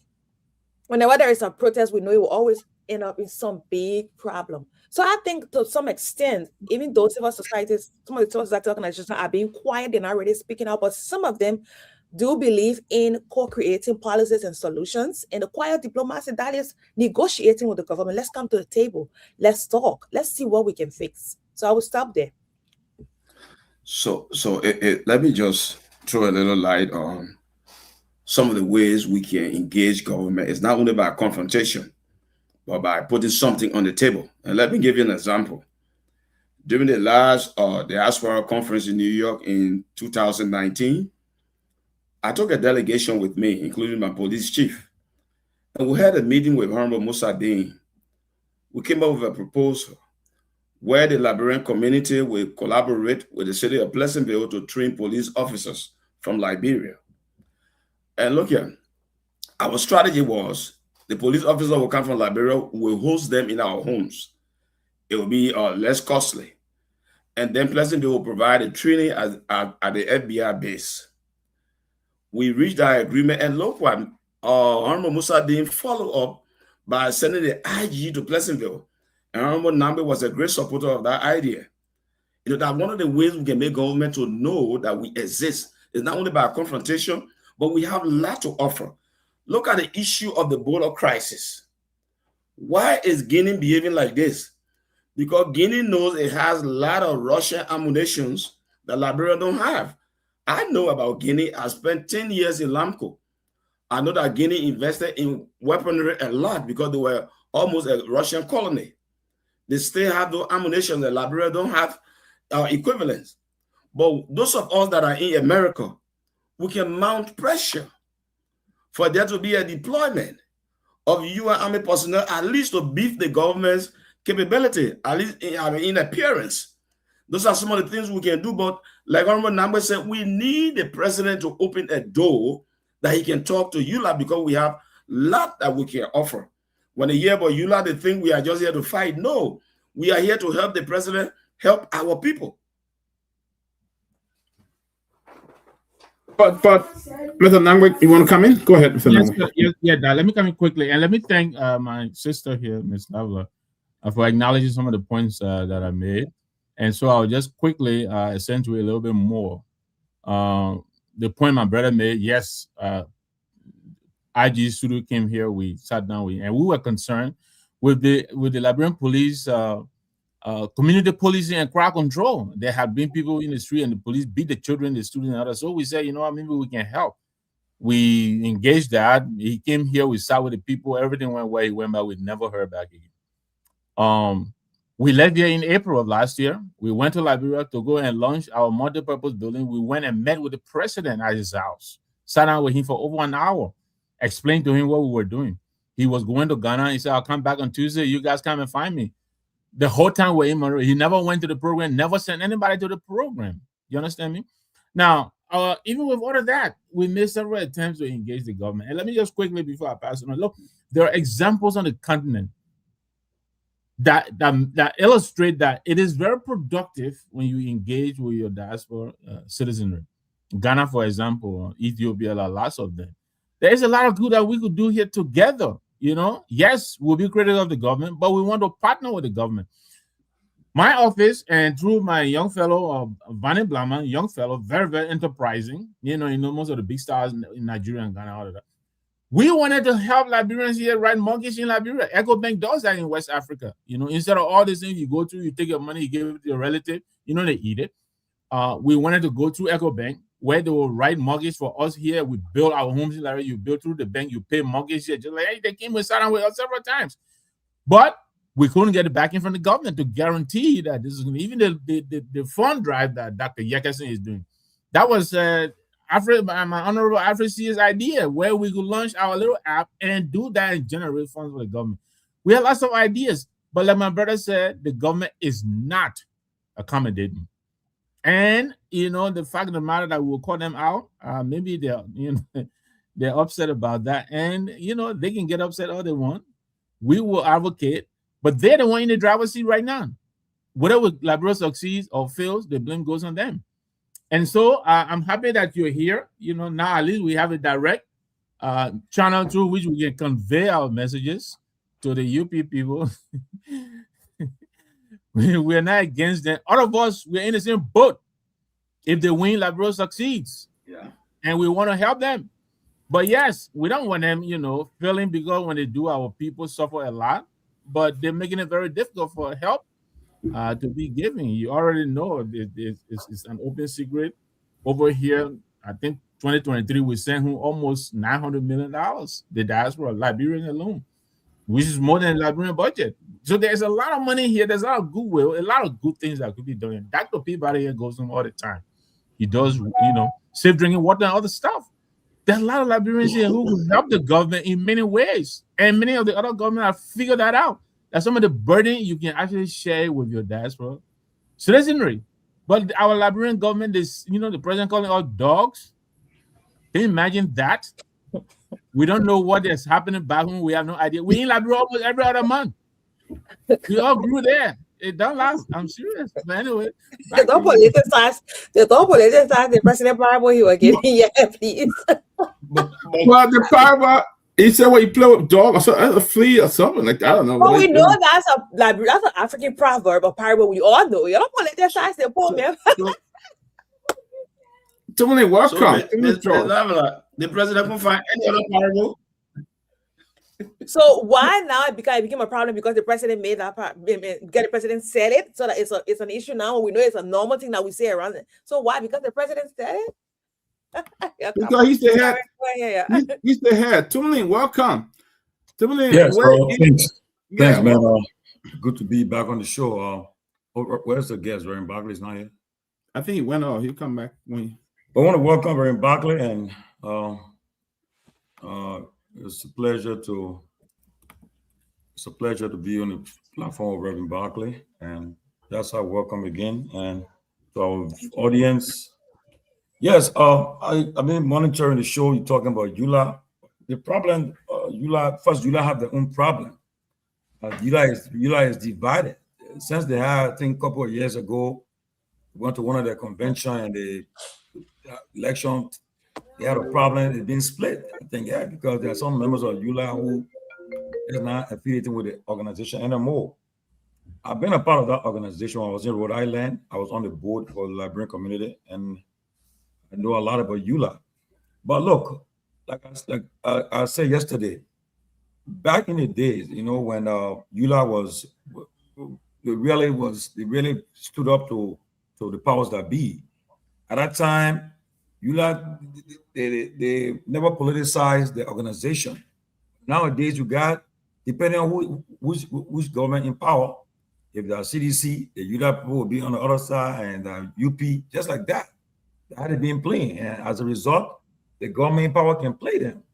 But if they were united and speaking with one voice, the EULA of yesterday, during the days of Charles Taylor, Bob Bala, Thomas Wowoyu, Abu Gasha, all these guys, that time EULA was very powerful. I remember in Liberia when EULA, they had access to Congress. When they go to Congress, they testify against, before the U.S. Congress. And when the EULA speaks, the government in Liberia will be listening. But nowadays, because the EULA leadership have compromised, when I go to some of the programs, when government officials are in the country, they won't sit on our table with the president, the vice president, depending on who's based in the country. And as a result, when they go to Liberia, they won't be rubbing shoulders with them. As a result, they compromise. That's why many people they're sick about EULA. Honestly, it used to be very powerful before, but EULA brought pressure on Samuel Doe, on Charles Taylor. When President Salif, when she spoke at the EULA convention, there were the times she called Doe and her group idiots. That powerful EULA at the time, and Doe and Allison got insulted. They threatened her, but the U.S. government respected her. So I don't know whether EULA can return to those days, you know, where they were very influential and powerful. Because honestly, what's happening in Liberia now, because you can't be biased now. You gotta be objective and independent. But if you take your position, like depending on if you're not supporting Boaga, you want to criticize. If you're not supporting Wea, you want to criticize. That's what's happening. But if EULA was speaking as if they ought to speak on behalf of all Liberians, they will be highly respected. Liberians will come forward. But if EULA call for a march today, how many people attend that march? Remember when I came to this country, when having TPS rally, EULA led the TPS. I mean, they had a huge number of people attending. When we're in Rhode Island, our senators, like you said, Jerome Barkley, we had access to Senator Jack Reed, Senator Warehouse, Senator Representative Lingiven. We had access to them. And they were respected. But nowadays, we're not taken serious. So I don't know. Sorry to say, but EULA, I don't know whether they have lost their mojo, but honestly, for them to get back, it would take a collective effort. But because they were the voice of Liberians in the diaspora, but nowadays, EULA are toothless. When they speak, nobody take them serious. You know, only a few members go to the convention, they sit there and come out with a decision, and then they go back, and nothing happens.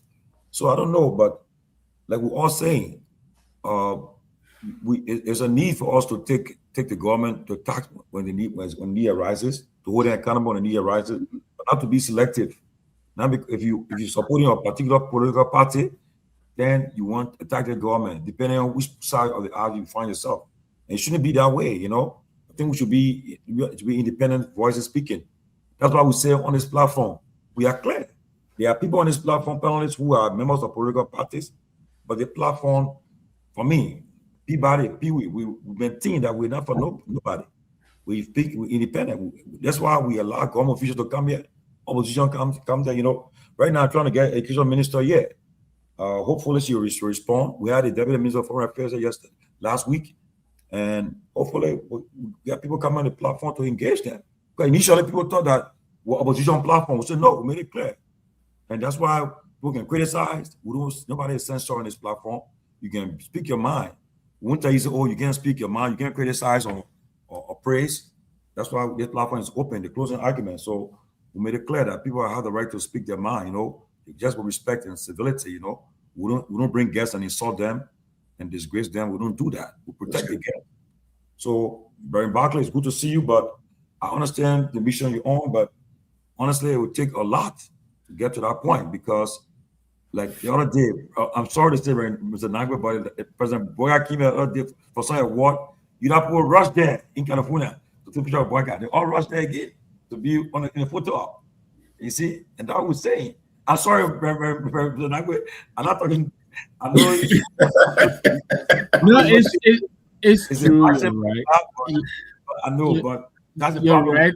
You're right, but Chief, and I know others may misinterpret this, but it's unfortunately Yula is being the bigger person in the room here. You know, even though they've been shown and several times by the government, but you know, whatever opportunity they get, they try to engage with the government. Yeah, my wife actually led our delegation to Sacramento. I went with her, and we got there. Look, it was.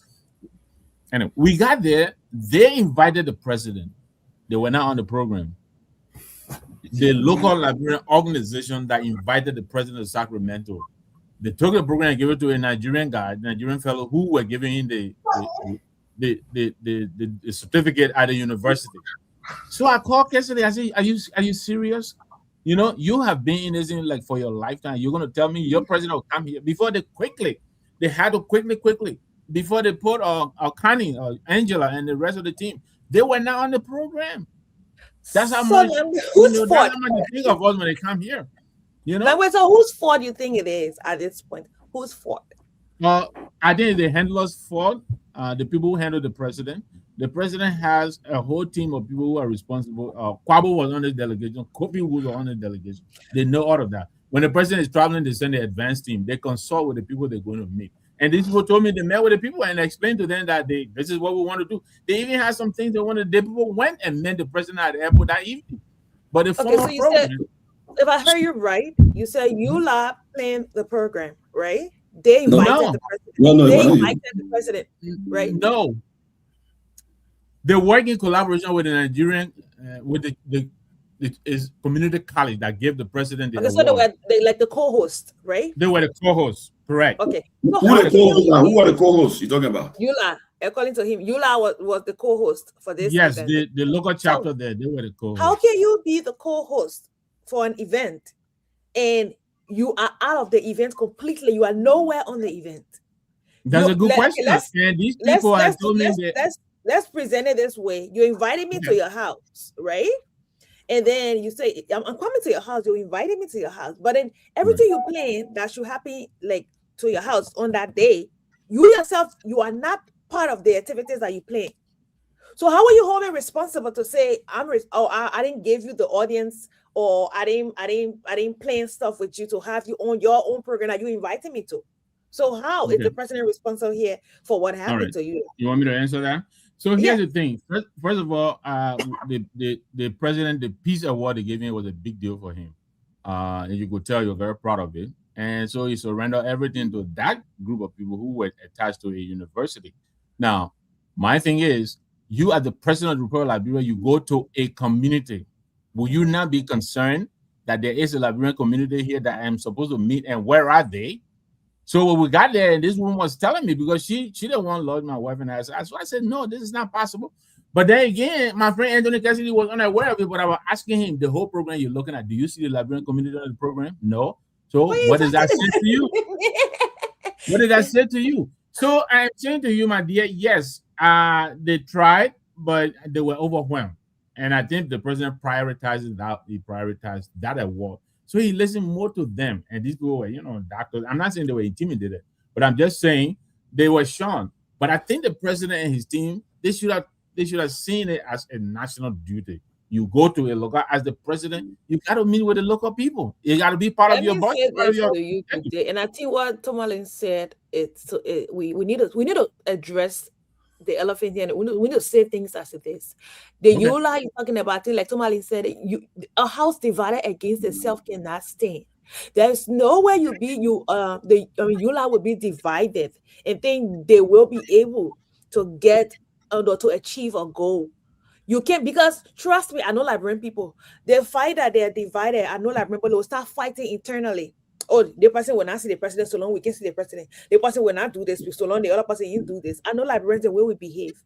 There's no way Yula can be divided and really achieve what they want to achieve, because we need unity to push. We need unity to to attract the attention we want. And I've not really interacted with Eula a lot. I don't know much about them. I know that Liberia organization also, but Yeah, I will speak on that when you are done. Okay. I don't really know much about them, but if you are inviting the president to a country, you partnering with another group to organize this program, part of that itinerary should say we want to meet the community, the Liberian community should meet with the president. The president will not going to be looking for all Liberia around. Thank you. You just said the same thing I just said. I agree with you. But I'm saying also you are responsible for, leaving themselves out of their own event they play. Are you saying that you lot need to be more organized in this kind of organized? Why is the president? Why is the government not giving you that the attention? Thank you. So, and more than that, you went as a united force, organized with one goal, with everything planned to meet, and they were shown. Yeah, maybe I'm not educated on these things. This is not the day when you had Yola Seaton, Mariah Seaton, and Yola Anthony Cassidy. This is not a divided Yola. Yes, this current administration went to court and all of that one during the show, Kamara, but this is behind us.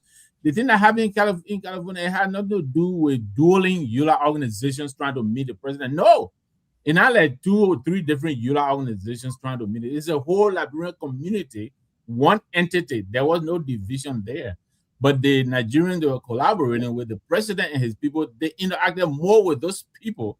And I'm assuming because the president wanted that peace prize so bad. I disagree with you that it was just about the award that the president interacted more with the people. The people put themselves forward. Let me tell you something. If you don't push yourself, you don't push yourself. When you enter a room, you have to make people to know that you're in the room. Well, I'm not saying Liberia had to force themselves or or cry to see their president, right? But it should be organized. People should put themselves together. You're inviting me to your house. If you organize things, how you want me to operate in your house?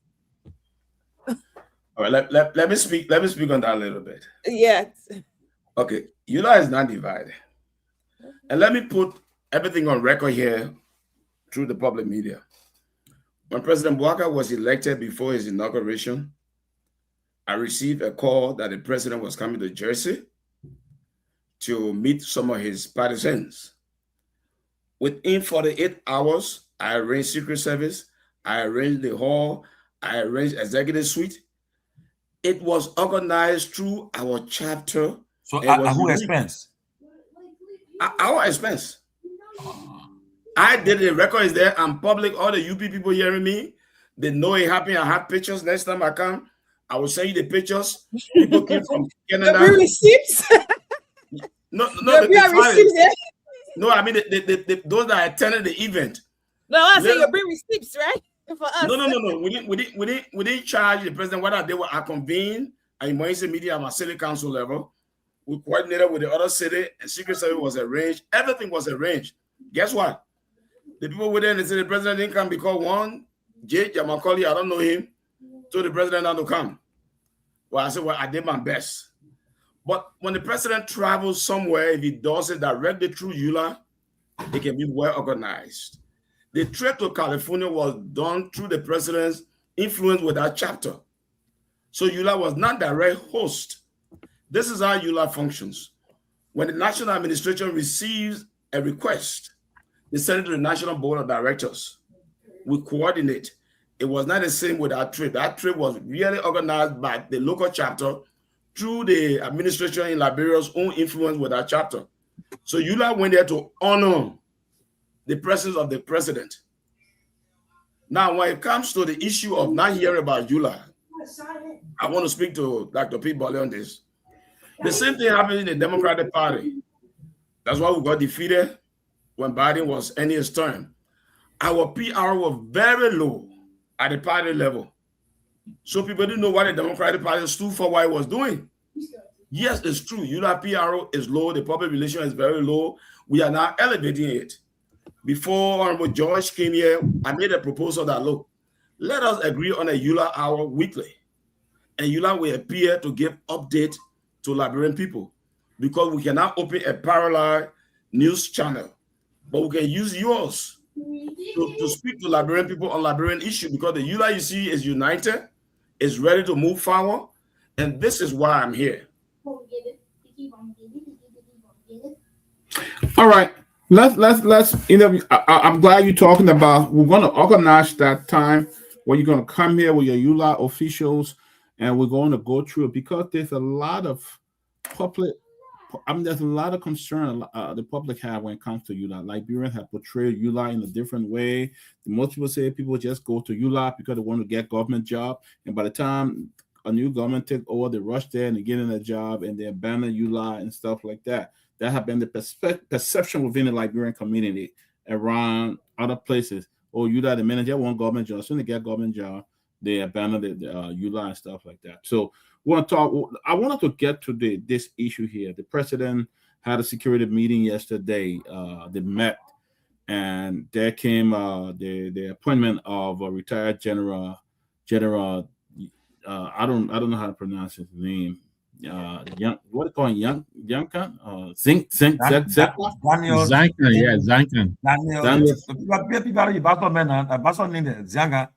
Siaga. Okay, stuff like that.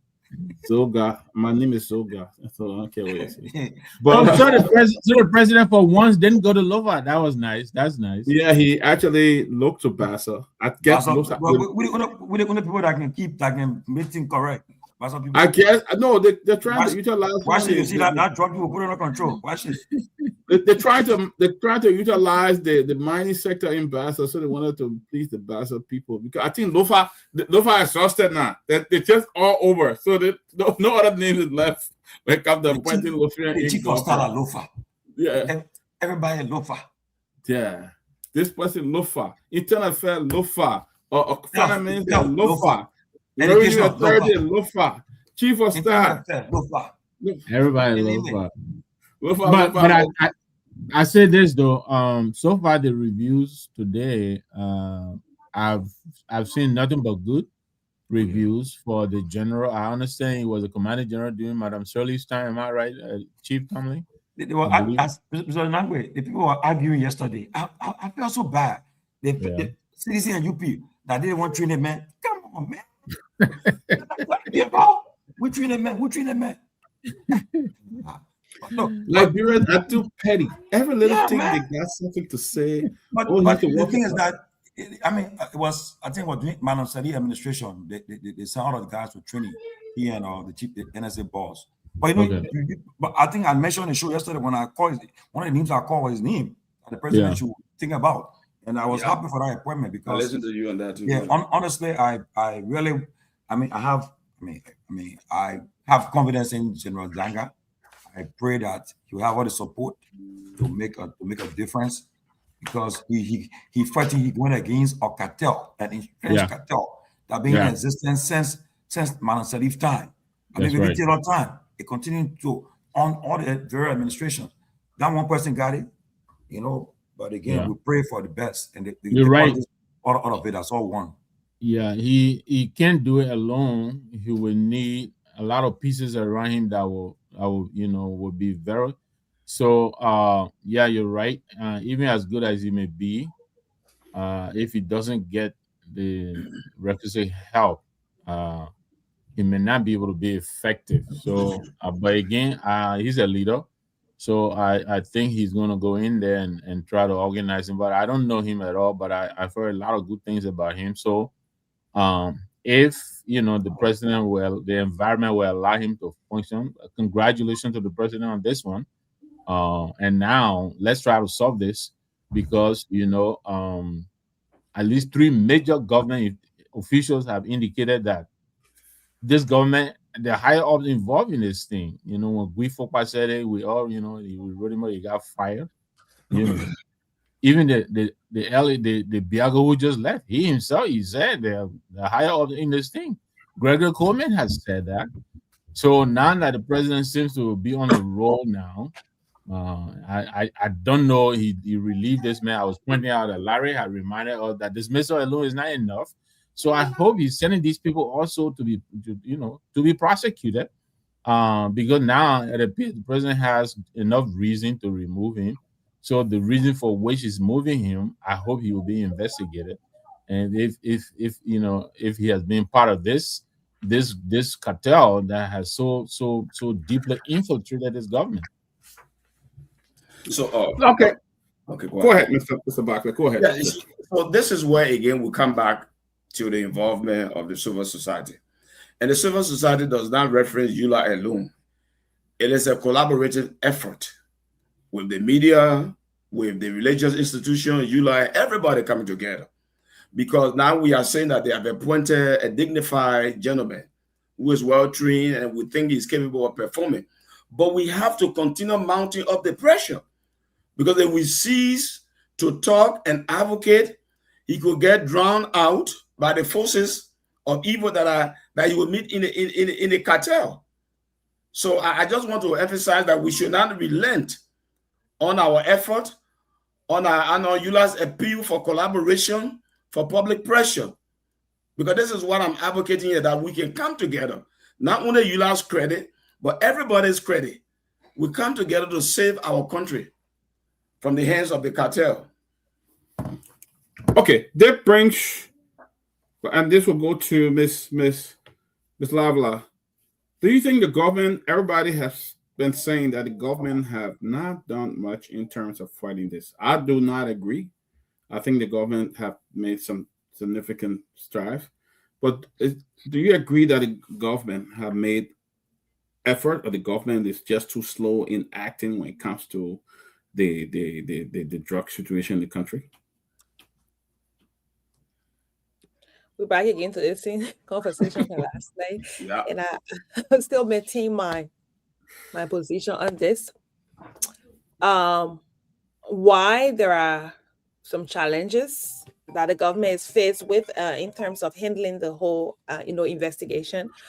But I think the government is doing well. It's making great progress, and hear me well. Why there are some challenges that the government is faced with, and being overwhelmed by the whole situation. Because trust me, this could be shocking to anybody. Like the people who you hire to do the job, in being involved with the actual thing, it's a blow to any government. But I think why the challenges are there, this government is doing great. It's making real good progress when it comes to handling this situation. And I would say again, it is unprecedented to see a president not like favoring anybody in his government if you are caught, if your hand is caught in the cookie jar.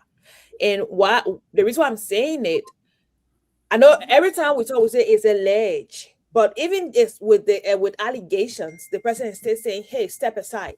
Let's investigate. Step aside. Let's investigate." We didn't see this happening in other regimes. We didn't see this. And so even get to the point where and that's what I was saying to somebody. I said, if people say this is a UP thing, the cocaine thing, a UP thing, UP will keep it. And I said, UP who based it, ain't supposed to expose it, ain't supposed to say it out. But the same UP that we're accusing, or the same party government we're accusing, say that's their business. They say, okay, like what business, but we're putting it us. Whether we make profit or not, we want it exposed. We want it investigated.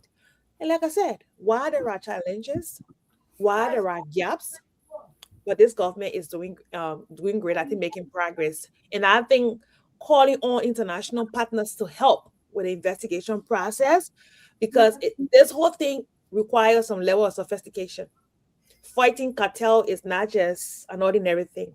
We've seen powerful nations come to their knees trying to fight drug cartel. So this is not something easy. That anybody can just say, "Oh, we'll do it tomorrow. We already get a report. We got what to do." This is something that involves a deeper digging deeper to really fight this current pandemic we have in our country. All right, Mr. Barkley, Reverend Barkley, let me talk to you. Do you think the government is shielding some people? Don't you think the government should bring everybody to? It's alleged that the president's son had some connection with some of these people.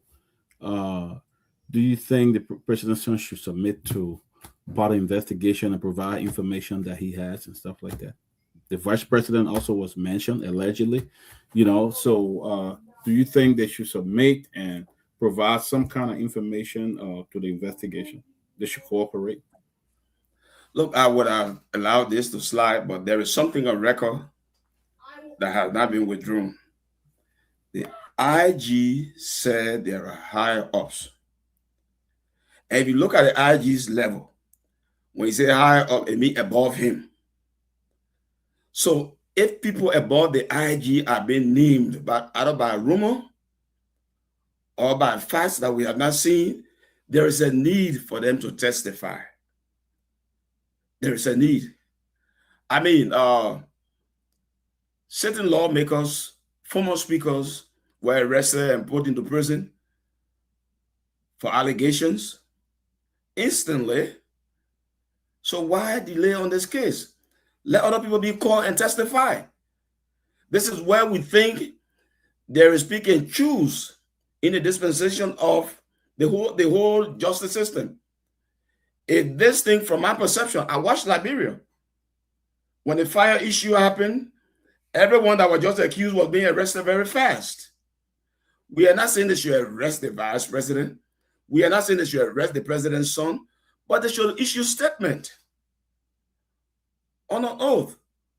Are you involved? I'm not involved. Fine. Goodbye.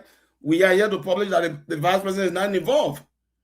But the IG said people above him are involved. So that's of concern to us. Mr. Nagbe, do you share that view on the president's son, allegedly the vice president, and all of that? Don't you think they should submit to the investigation? Yes, that could be about it. Look, and thank you very much. Those will be my closing. I'm hosting a meeting at 7, so I'll be off. Thank you for the opportunity. But I've said it over, right? This president, you know, he portrays himself as the integrity guy, right? Anybody impinges on your name, anybody try to falsely accuse you, don't you think it is the right thing to do is to clear your name? From the time this news broke, his government officials have been implicated left and right. The vice president, I mean, we ran almost a whole week here where, you know, when the first, you know, $19 million drugs were transported, the people who transported it, people who received it, Anthony, I forgot his last name, all the people who were seeing the photos with the vice president. We said the vice president needed to say something about it. He never said anything about it. He talked to some people. He said he knew the guy in a couple of places, you know, people can take pictures in public. Then the president's son has been implicated. He released a statement, which is a non-statement. So, yeah, the short answer is I think the president, if I were him, I would set up maybe an independent, you know, board of inquiry or special prosecutor or something, but set up some kind of inquiry that would clear the names of these people. But when they come in, we talk about them, and then, you know, we move on to the next shining object. So my answer is yes. I think some investigation should happen. It's not enough. I agree with my friend Larry here that just firing, you know, that's just the first step to going to the answer. But thank you all very much. Hope to be with you again tomorrow. Thank you, Mr. Nagbe. Always good to see you. See you tomorrow. Tomalin George, what do you have? Share with us. I know you're getting more information on some of the stuff that's been happening. Share with us what you have. I mean, concerning the drug investigation? Yes. Well, I mean, I know the president made some appointment as well today. You know, mostly judges he appointed yesterday. Right. Yeah. But I know I was... one of the deputy, let me get the news correct. Let me make sure I get it correct. Okay. Yeah, one of the deputy, he was trying to leave Roberts to go out, leave today, but they said they arrested him. Okay. Yeah. Former LDA deputy commander at Roberts International Airport, Moses Jala, was arrested on August 10th. After allegedly attempt to leave Liberia while on investigation in the $19.2 million cocaine case. Well, good for them. But the thing is that, look, let's be honest. If we can take politics out of this drug issue, will be fine. The minute we start talking about the drug issue, then we start blaming each other. They party, that person did it, that person. The issue is that we should go after the drugs, try to get rid of it. Because if we all go Liberia every year, and we see what the drugs have done to our young people. Even though these drugs they found recently, they weren't intended for the Liberian market. They were intended for the European market. So, but just using Liberia as a hub. But the problem is that to get to find out, one thing I believe is that the amount of monetary value of drugs, I don't think it just happened by low key people. But again, who the key people involved, we don't know. But if the people that have been arrested are charged, if they know the people that are helping them, maybe call them forward. But what somebody told me today, said, what will happen is this, though. They will tell the guys, say, look, don't worry, when we go to court, the evidence won't be strong, and then the government will lose the case, and y'all get free. So I really want to see that happen, because they said it happened the last time with $100 billion drug case, where the government went their way, and that's the case. The people walk away free. I don't think this one will happen. I believe that they have too much evidence, strong evidence on this one. So I really want to see how the government will lose this case when they go to court. But let's see what happens. But we should all take it serious, because when Liberia, when they start to name their country as a narco state, it's not a good thing. People play with that word a lot. They don't know what it means. If you just name Liberia as a narco state and you're traveling, you can be an American citizen. When people find your Liberian background, they will charge you. They will take you all of the line. And you want to go through all that kind of hassle. So people definitely play with that word. Narco state. No, let's be honest. Let's fight against this. They all put our weight behind and fight. It's not one man game. Because the country is, you want a country to be put in that kind of situation. You know, if you working in America, you got people from other countries, they will tell you what happened in your country. What are the drugs in your country? They tell you to your face. You know, it's not a good thing. So let's take politics from all of it. Let's put our hands on it and let us fight on it. When the politics time come, we'll do politics. But right now, the drug issue, and while I'm on the floor, let me say this. I want to condemn those who keep on accusing the foreign minister about being involved. I read something today. That was sad. I was very sad when I saw it. Look, the foreign minister of Liberia, Madam Sarah Beslo Yanti, she's highly respected. That's someone, in fact, talk about the politics, okay? But she's no way involved in this drug issue. Linking out to it, I should know about what's happening with this the market plan. That's wrong. That's wrong. People that keep on pushing her on it is wrong. The lady said that she just took a phone call and called the Situation Room at the White House. And the next few days, American boots on the ground. Connections, she had to respect it. Okay? And then people try to link up to this thing. The politics, you should stop it. And I'll say this, I will defend her anytime until you can prove me wrong. But she's not involved. She will not be involved to undermine her country to do such a thing. So those who keep on spreading out these lies and misinformation by this lady should stop it. You know, you can't keep on destroying somebody's reputation and character they have built over the years. It's not a good thing. You may not like the fact that she's serving this government, but you can't use it and put politics and bring up to public disrepute. It's wrong. Damn it, it's not a good thing they are doing. And I can say Madam Beslo is not involved. I think she's helping to fight this regional international contact. She got some foreign. The Moroccans are here. The Moroccans, they are very good when it comes to the issue of fighting drugs. That's what they are here for. The U.S. government got people on the ground. So they all get involved instead of just making these outlandish accusations on people's characters. I think accusing the foreign minister, thank you for your compliment, Mr. Reverend Barkley. Reverend Barkley came and he had an opening statement. He said that he valued the closing argument because he realized that we are not biased. We have a very balanced conversation when we talk on the closing argument. It's good to criticize, but it's also good to be careful how we make blanket statements, how we try to involve other people's character and things like that in this drug issue. Because one thing I've noticed, Reverend Barkley, we'll come to you before we go to Yatsa. What we're seeing now in Liberia is like two parties with bitter, other than have this sentiment, very bitter. You're talking about the previous party and the current party, and they are so bitter at each other that people don't see any good they're always just looking to see the bad. And that's not the country we should be. We should be a country to appreciate when good things happen for our country, whether irrespective of political affiliation, all of that. But what we see is the other party is they are just looking for ways to hit back. And they say, oh yeah, they did it to us too, which is true. Which is true. But somebody should be a bigger person now. And let's put Liberia together. You are a councilman, you minister the gospel. How will you speak to that? So look, I faced with similar challenge in my district. My congressman is a very close friend of Donald Trump. He's a Republican, but I'm one of the few individuals that reach out to him and we have meetings. And the reason is I try to be objective as much as possible. When it comes to the political parties, they have something, they have personal interest.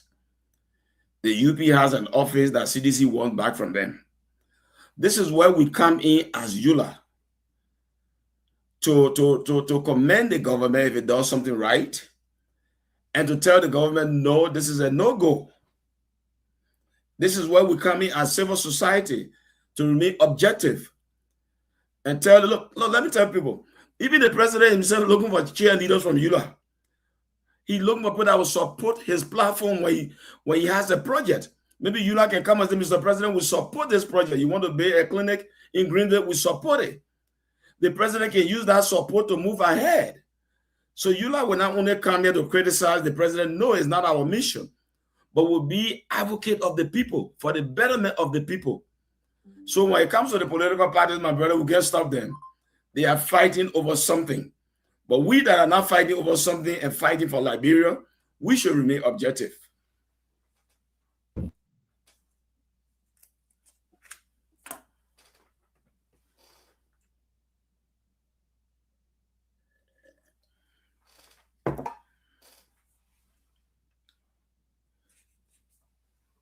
So this is why I still, as I still have the mic, appeal to the public so that we can collaborate in bringing help to our people. And I can be honest with you, the tax that is before the Liberian government is overwhelming to fight the cartel. Just imagine U.S. government not sending agents after them anymore. President Trump just bombed them from the sky. Yeah, that means it's difficult to handle. And our government cannot handle it by itself. We need to collaborate. We can make the arrangements.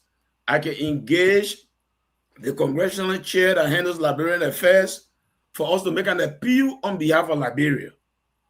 Because we have to elevate Liberia at this U.S. level. We have to elevate our country. We need help before it gets too late. Okay, President Parker will be here next month. So what he'll be here next month for the United Nations General Assembly. So what EULA plans to do to engage him and because one thing I noticed too, I don't know they don't have why the guys don't have town hall when the president come here. I don't know why they don't have town hall events. I don't know why our presidents when they come to America they when they do the last town hall event they had people are like, oh you are left. We went to the diaspora conference last year. They had one they had in Maryland. The president came so late, and when he came, what he did, he called the ministers, about 5 of them. He said, "When I ask a question, the one I can't answer, they will answer it." Which was cool. I like it because that's what you brought them for. You have 7 cabinet ministers on the platform. When they ask questions that have to do with the sector, they will answer it. Then after an hour, the program was so long. They are taking from there. He had to leave because he was winning down, so that they took him from there, But at least he tried to outdo a town hall event, but it wasn't. I really never enjoy it. They did all kind of stuff to it, but I think when the presidents come to this country to take our time and have a town hall event, I mean, you just don't be rude to the president as all, but they should not censor anyone. Organize it. And if the president can answer a question, one of the officials that will answer the question. But one thing I noticed they don't do when they come here. It's a great opportunity to do it. You can convince people. Answering questions that when you try to do it, it'll be better. The last person that did it was, I think, Kofa, the speaker. When he did it, next time they do it, the next thing they did, they try to move from that. The time to get him out. They took him out. They went after him. They said he wanted to be president. Then the vice president came too. Kun came, and he came, but yeah, it was very protective. They wanted to really get people the chance to really engage him. And then people had to go to the hotel and interview him. Yeah, we had to push that one, force it to do it. But again, we look forward to the president visit as he comes to the United Nations General Assembly. We hope that the leaders in America will help to make Liberians engage him. That'll be the best thing to do. And then to that, I don't blame anyone else. I hold the president himself directly responsible, because I remember when he became inaugurated in 2024, maybe I'm right, he visited Georgia and we had a wonderful meeting. First, he had a section, closed door section with Eula, and then we had a town hall meeting. But thereafter, everything went south. His handlers started to keep him away from us, But I think the president, he's not like other presidents that they say are not educated. This one is educated. He knows what Eula stands for. No chance they can speak good English. Then he said, "What man? Probably can speak good English." You see, but what Eula will do now is that we will make sure that the president knows that we are here. That's the key thing. If the president knows that we are here, he will be eager to have town hall meeting with us. And this is the process we are beginning today, our closing argument. Right. Ms. Lavla, I was trying to talk about the issue with Samuel Toya. The Supreme Court just issued a stay order. There has been an issue with... today? News today? Yeah, I mean, not the Supreme Court. The Judge Kamara. Becca? What happened? Today. They stopped the lawyer from handling the case. Yeah. Liberia Supreme Court suspend criminal court C proceeding amid jury temporary and legal challenge. Yeah, but that's not just. I mean, come on now. The justice ministers responded and said they accepted the ruling. Then why did people try to? Yeah, man. Yes, Ms. Lavla, I want to talk about this. The rule of law. Liberia has struggled a lot when it comes to the rule of law.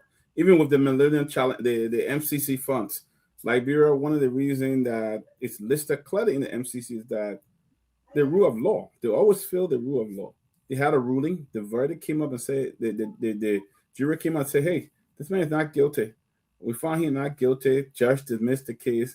Then a few days later, we hear something and say, oh, there was jury temporary and stuff like that. And other people who were legal scholars tried to justify why should we be doing this? Why we should be abusing the law like that? We see Prophet Key. He's doing, yes, he's very ruthless. He's vocal in cussing people and stuff like that. He was sent to jail for 6 months for cussing, and he cussed again. When he get out of jail, he can write a letter and never be allowed to insult anybody in Liberia and stuff like that. What is that? You're muted. The reason I'm laughing out, people usually say, oh, freedom of speech. Freedom of speech comes with responsibilities, right? You can be assured of freedom of speech, but one thing I can say, you're not very certain about freedom after speech. What am I saying? You can go ahead and say whatever you want to say, but know that you will be held accountable for something that you would say. And the issue of Africa, I tell people, usually I don't like to speak up on the issue of Africa because the society we find ourselves in now, the Liberian society, is as sad as it may sound. People are more attracted to these kind of things nowadays.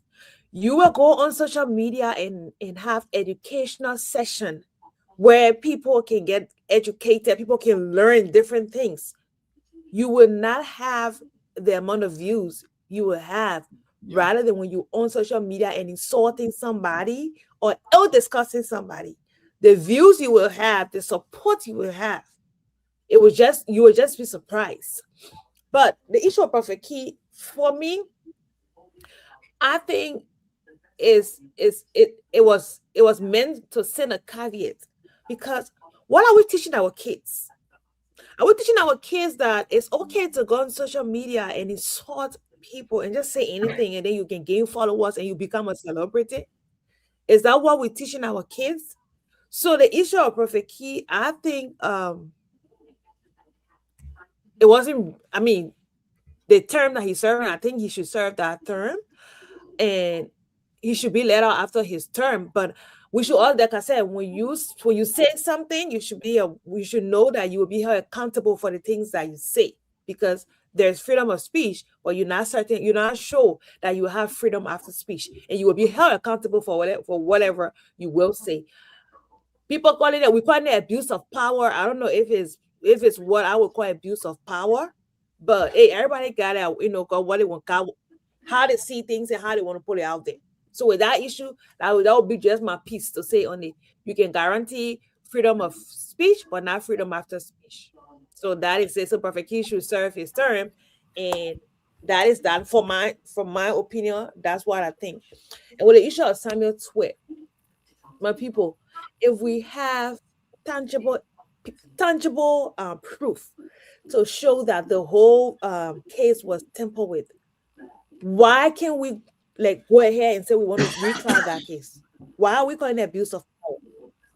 If we have proof, right, pointing to the case being tampered with, why can't we go ahead and retry the case? So why are we saying it's an abuse of power?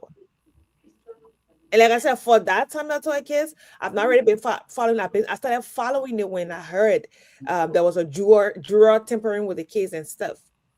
And for the look of things, we have proof. There are proof to show that the case was actually tampered with. So, Reverend Peabody, I don't know where you come from to say it's an abuse of power, or the legal expert that I say it's an abuse of power. I really want to know how to say an abuse of power. Maybe somebody can educate me here. Yeah, but let me say this first. But first of all, the government took the matter to they went to court, and right after the ruling was, when they gave the ruling, the Justice Minister, the Attorney General, he's the legal man for the government, he had a press conference. He said he accepted the court decision, the ruling. He accepted it. He said he accepted it, and that the government, next time they will fight, they will put a more robust and prosecutorial team to go after the case, another case. But to my surprise, they came out and said, or jury tampering, and the whole thing. That's why I think the Supreme Court have taken seize of the matter, because one of the jurors said the Solicitor General was allowing to one of them, and they started messing it around. Yes, and even some of my UP friends, they told me, said they want party. We like what happening. Yeah, I think the case should let it go, because everybody know. Come on, man. If you had a temporary, the jury temporary, bring the facts together, put it forward. But what they've been doing, play games, man. Trying to play games with this thing. I think we should allow the kids to go. I mean, but if they have the evidence, what have not produced it, because you must show tangible evidence. The full record should carry it. Everything should carry it. But the first thing you should have done, the government wanted to really win this case, should have sequestered the jurors. I mean, what people can do, put them somewhere, spend money on this. Okay, for the next 1 week, you'll be able to sign this case. We'll keep your phone away from you guys. We'll take care of your everything, get your money off. You'll go and decide this case. But they didn't do it. Then they come and say, oh, somebody 3% voted and guilty. The 9, I think the other 9 or whatever the case, voted not guilty. Okay, and the government said, oh, you gotta retry this case. It's wrong. I think it's wrong. Okay, I mean, they lost the case. They lost the case. The Justice Minister. Then I was surprised. He turned around again. He started to. That Justice Minister. When they appointed him, I was really. One of those who said it, man. He one of the. He came on the tutelage of Councilor Bromsky. I thought, but now on a day when the reached the deadlock in the Speaker case saga, when the Supreme Court ruled, when they said ultra virus, and the Justice Minister interpreted it, they put them, they sent it, ran with it, the president ran with it. They said, okay, yeah. The next thing they did, they forced Fofana to resign, which I think, then number 2, Supreme Court ruled and said that Fofana was still legitimate speaker, President gave a speech and said, well, why is true y'all can have your thing, but I will not work with this man. I'm working with the new speaker. That was wrong. You know, that was wrong. That's one problem I have was wrong. You know, but again, that's why election brings. You know, they are the ruling party. That's what happened. But this Samuel Tueday case is just, I mean, they should just let this man be free. Find something else on him. Leave this man alone. When the thing is not fair to him. Okay, and then on Prophet Key case, I was just disappointed in my junior brother Martin Colley, my race form of Prophet Key coming on a jail. That was wrong. All those people on a jail. Why race form for them too? I mean, we all know Prophet Key sat down and this man, he abused the president. He abused people, mothers, people, wives, people that can be his grandmother. He abused them. I mean, like you said, yes, sir. Honestly, there's people who celebrate. They're gonna think we celebrate. Another lawmaker too. He'll sit down and just tell the president people himself. He came out there and said when the president want to go see the former vice president, he be in a woman chair. The woman come and say that's a lie. What's that? And then because in opposition, so you are supporting, like proper you do this. Oh, no, it's wrong. You can't do it. And that's how the way he was strive. That's the only way. Yeah. Yes. It's wrong. Like I said, let's call spade a spade.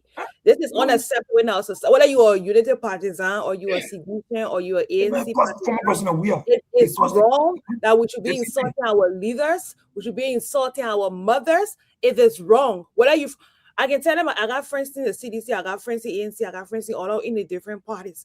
But I'll tell anybody, if you're a unity partisan, you're insulting a leader from CDC, it is wrong. Insulting a leader from ANC, insulting mothers, insulting women, it is wrong. Let us spade a spade. We are not teaching our kids, our generation, anything good. We are not teaching and trust me, that's the only way these people can shine. That's the only way they can shine. You'll be teaching something good on Facebook, something educative that people should learn from.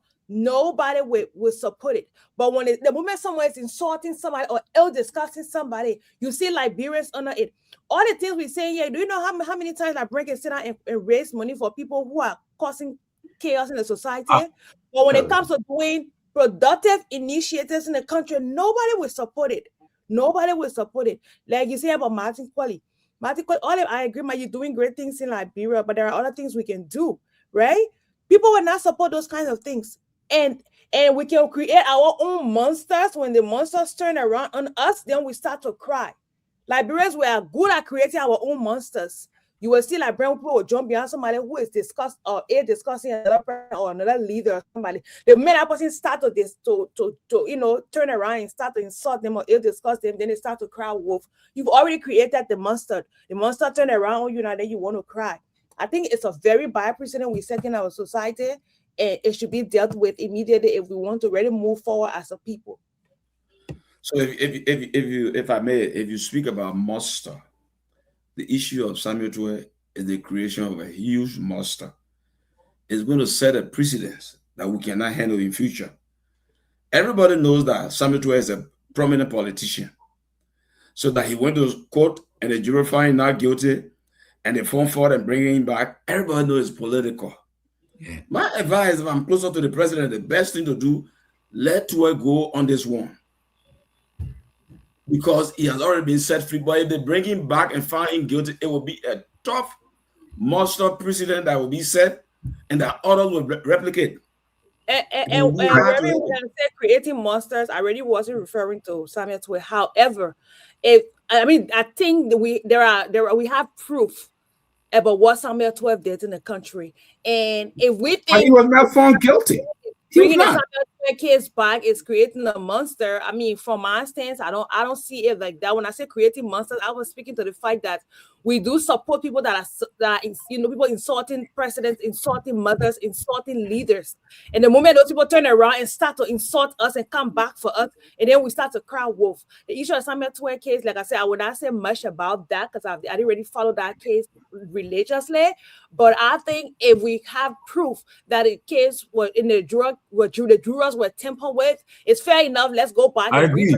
But yeah, we have the proof, bring it. But no proof. He's not guilty, let him go.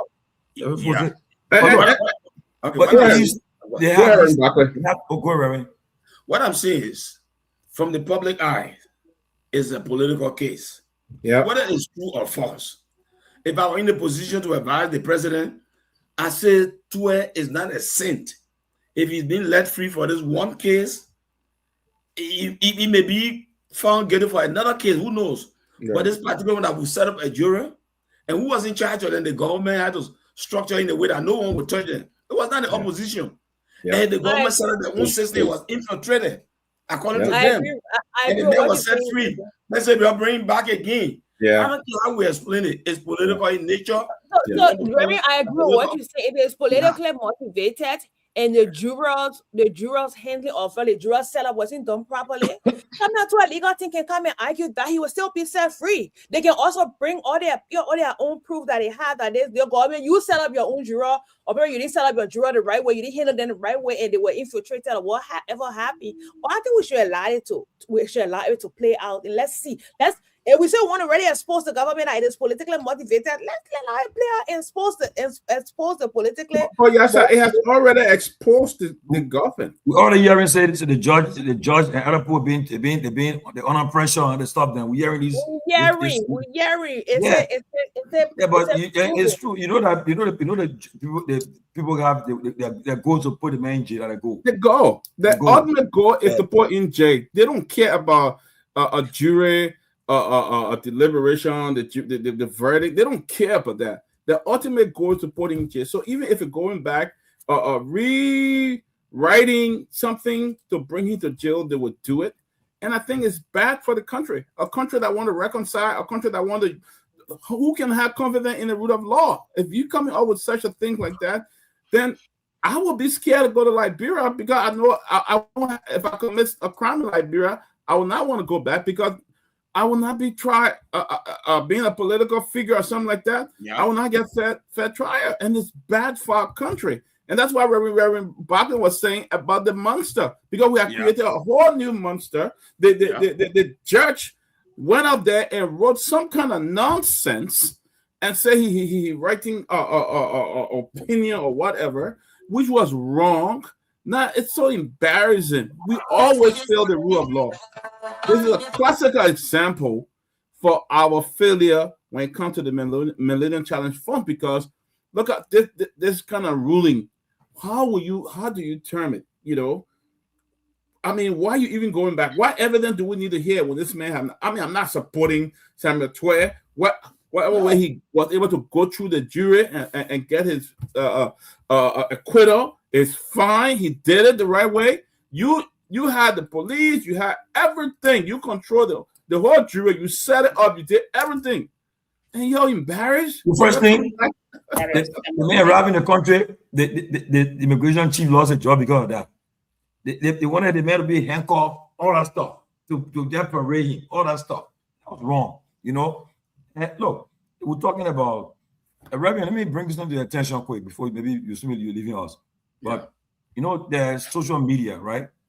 The guys, people that have their own podcasts, all they do, they insult. They just get into people's personal business. In fact, one of them called me one time and said, "Why you guys?" I'm talking about the speaker and his girlfriend business. I said, "Now what business?" Yeah. He said, "Oh, you don't know I will call your name." No, the people start calling my phone. When she call you, don't answer her phone.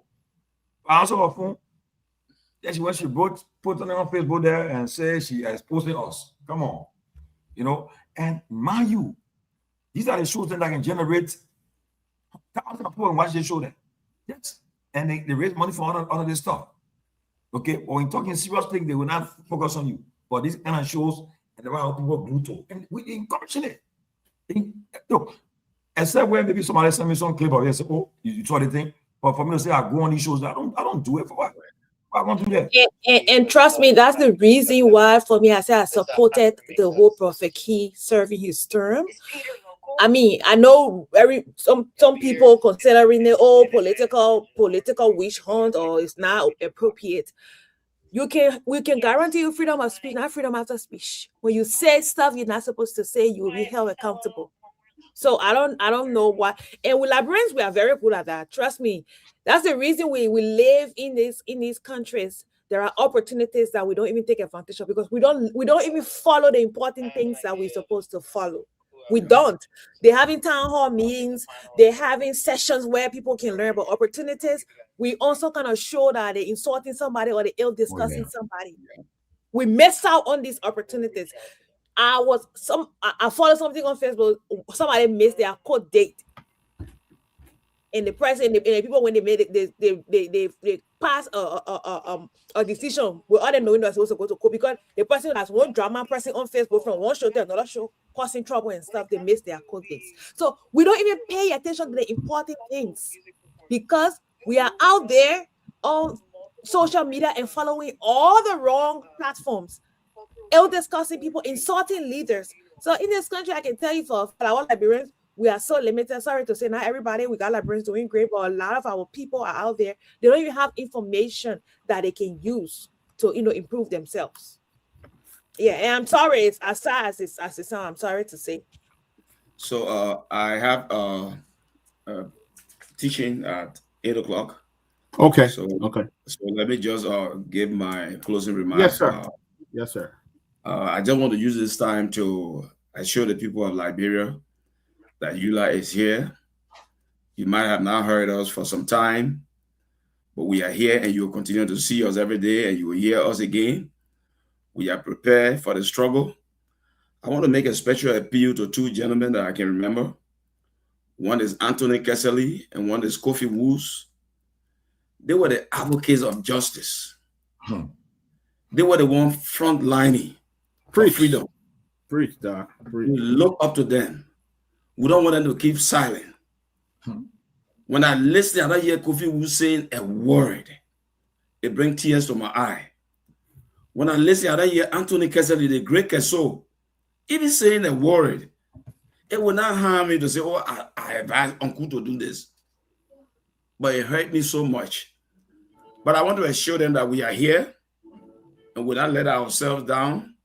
We are here to stay. And I want to thank Closing Argument for giving us the platform and the opportunity. We'll continue to come and partner with you all, and we'll call upon Liberians on our next appearance. There are other things we can do beyond sitting at the show. I have the ability to arrange with the congressman that is in charge of Liberia so that he can bring you on the show. Bring you on the show one day, sir. Yeah, I'm going to talk to 1 hour on the show so that he can speak about Liberia and speak on Liberia's issue, because Americans are highly passionate about helping us. But if we don't help ourselves, they can't help us. If we appear complacent with the things that are happening, and we just form ourselves into factions of opposition sides, they will not take us serious. But EULA is here to stand up for Liberia, stand up for the people, stand up for the president, and stand up for the diaspora. May God bless you and have a pleasant evening. Thank you, Reverend. It's good to have you. Reverend, before you leave, real quick, let me say this to you before you leave. I want to say thank you so much for everything that you are doing to kind of preach the message of unity and not having different factions to say we can engage, or help Liberia. And I think you should continue to preach that message. Instead of saying, I'm a United partisan, I'm a sedition, I'm an ANC partisan, I'm a this person, we should come together when we have to talk about issues affecting Liberia. I think it should be about Liberia and not about party or not on party lines. I think a good place to start would be this whole drug issue that we're facing now. Tomalin made a very good point. We need to remove politics from this whole drug thing, because the people that are getting the people that have been negatively impacted, they're not just United Partisan or Sedition or ANC partisans. They are Liberians. They are the future leaders. So I think a good place to start preaching that message would be this one, to say, listen, this thing that we are facing right now, if you know something or you see something, say something.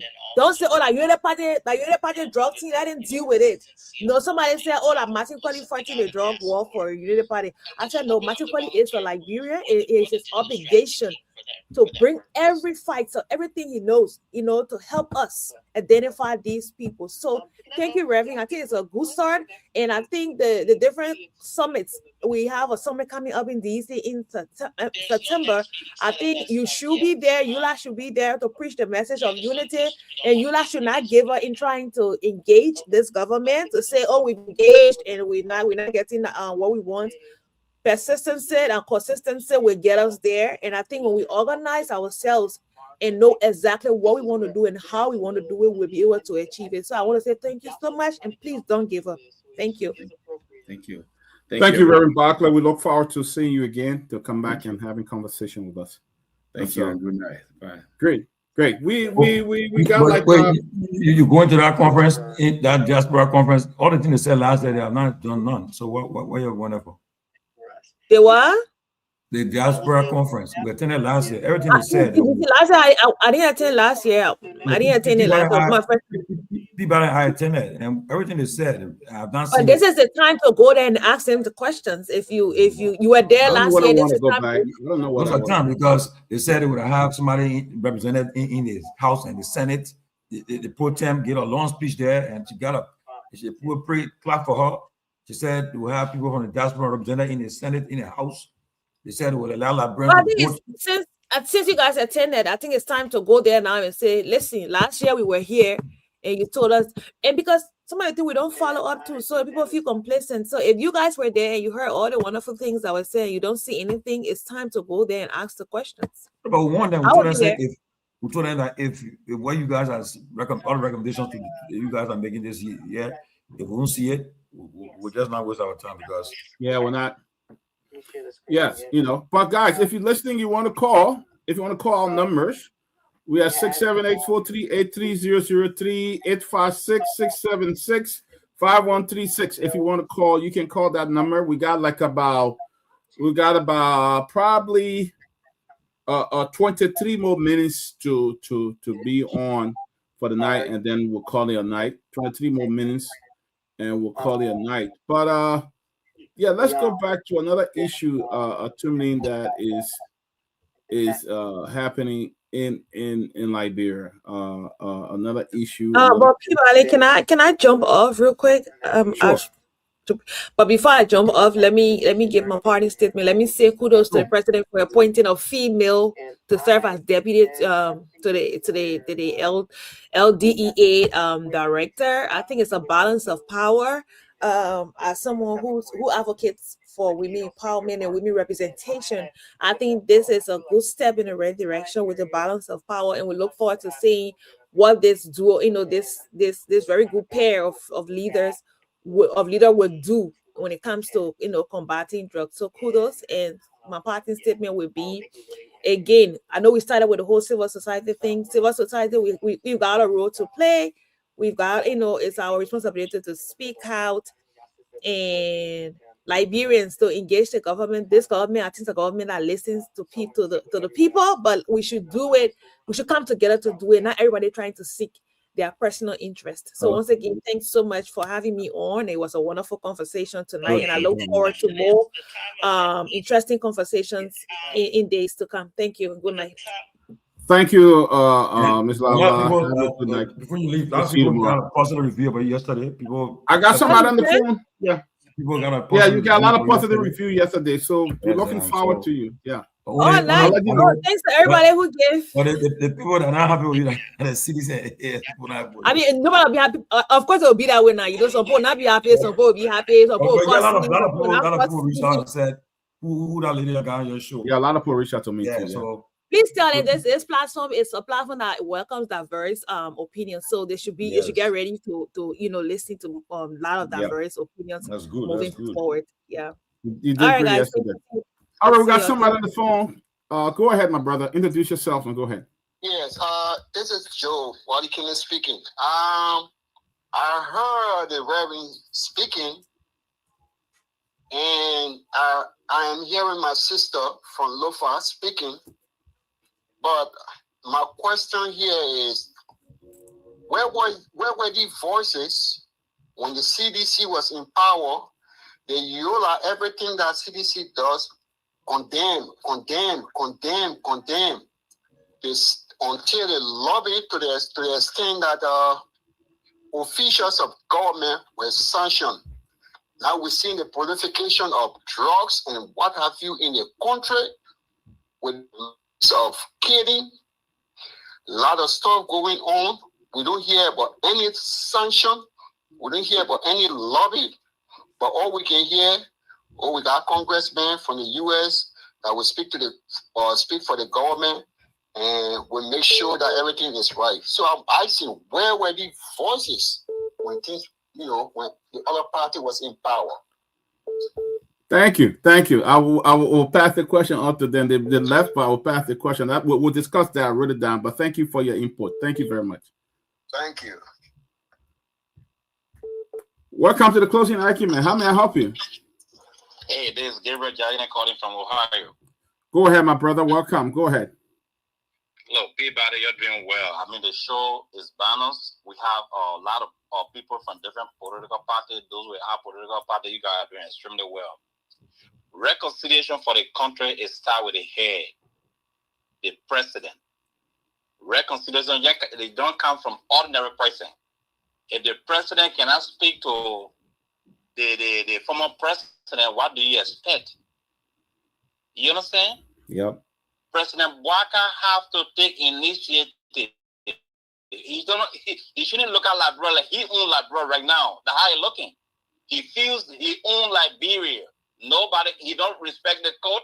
He don't respect the other branches. He owns Liberia right now. That's how he feels. And I can tell you, to get that old man from power, Liberia have to fight hard. Because that man, his plan is death before he leave power. I'm telling you, everything he doing in the country, I mean, people might not see it. People might not see it right now, but the thing he's doing is worse than the one Doe did. The one the Bouaka is doing right now is worse than the one Doe did. So what if I ask you? What's my thing? What's Bouaka doing right now? That was worse than what Doe did. The lawlessness. If he don't own the country, they may don't listen to the judicial branch. He feel that he owns everything in the country. The man spending the country money without accountability. Look, first of all, look at the yellow machine, how it came about. From 80 million to 20-something million. Everything he's doing, look at the play in FOIA. That's a criminal behavior. They're charging people to go to court to do this, but they want behind your backyard. You can't see it. His son is included. But have you heard anything about his son? Have you heard anything about that? The only way Bouaka can move from power, opposition needs to pull strong. But that old man plan is death. That's why he's doing all the dictator attitude. He think that he ought to it. He have to, the people brought you to power by their vote. What do you do? Serve the people, breaking people's houses down, giving them using calling your citizen dull. Is that parable? Is that parable? You said in America, is that parable? That's ridiculous. That's ridiculous. The quotation went directly to people abroad. You don't do that. You were backing around here that the people were helping him. All the money you were looking for all around here, that the people were helping him. Bouaka could not fear himself. The Liberian were not strong to support him. You think Bouaka going to be president today? But he turned it back now that Lofa and Foya. That's ridiculous. The former president that brought him back to life, he can't call him because he want to be president for life. That's ridiculous. People that serve him, people that do stuff to him, that help him, he forget about everybody. Wow. You understand? Because he get power. Power can come and go. You're right.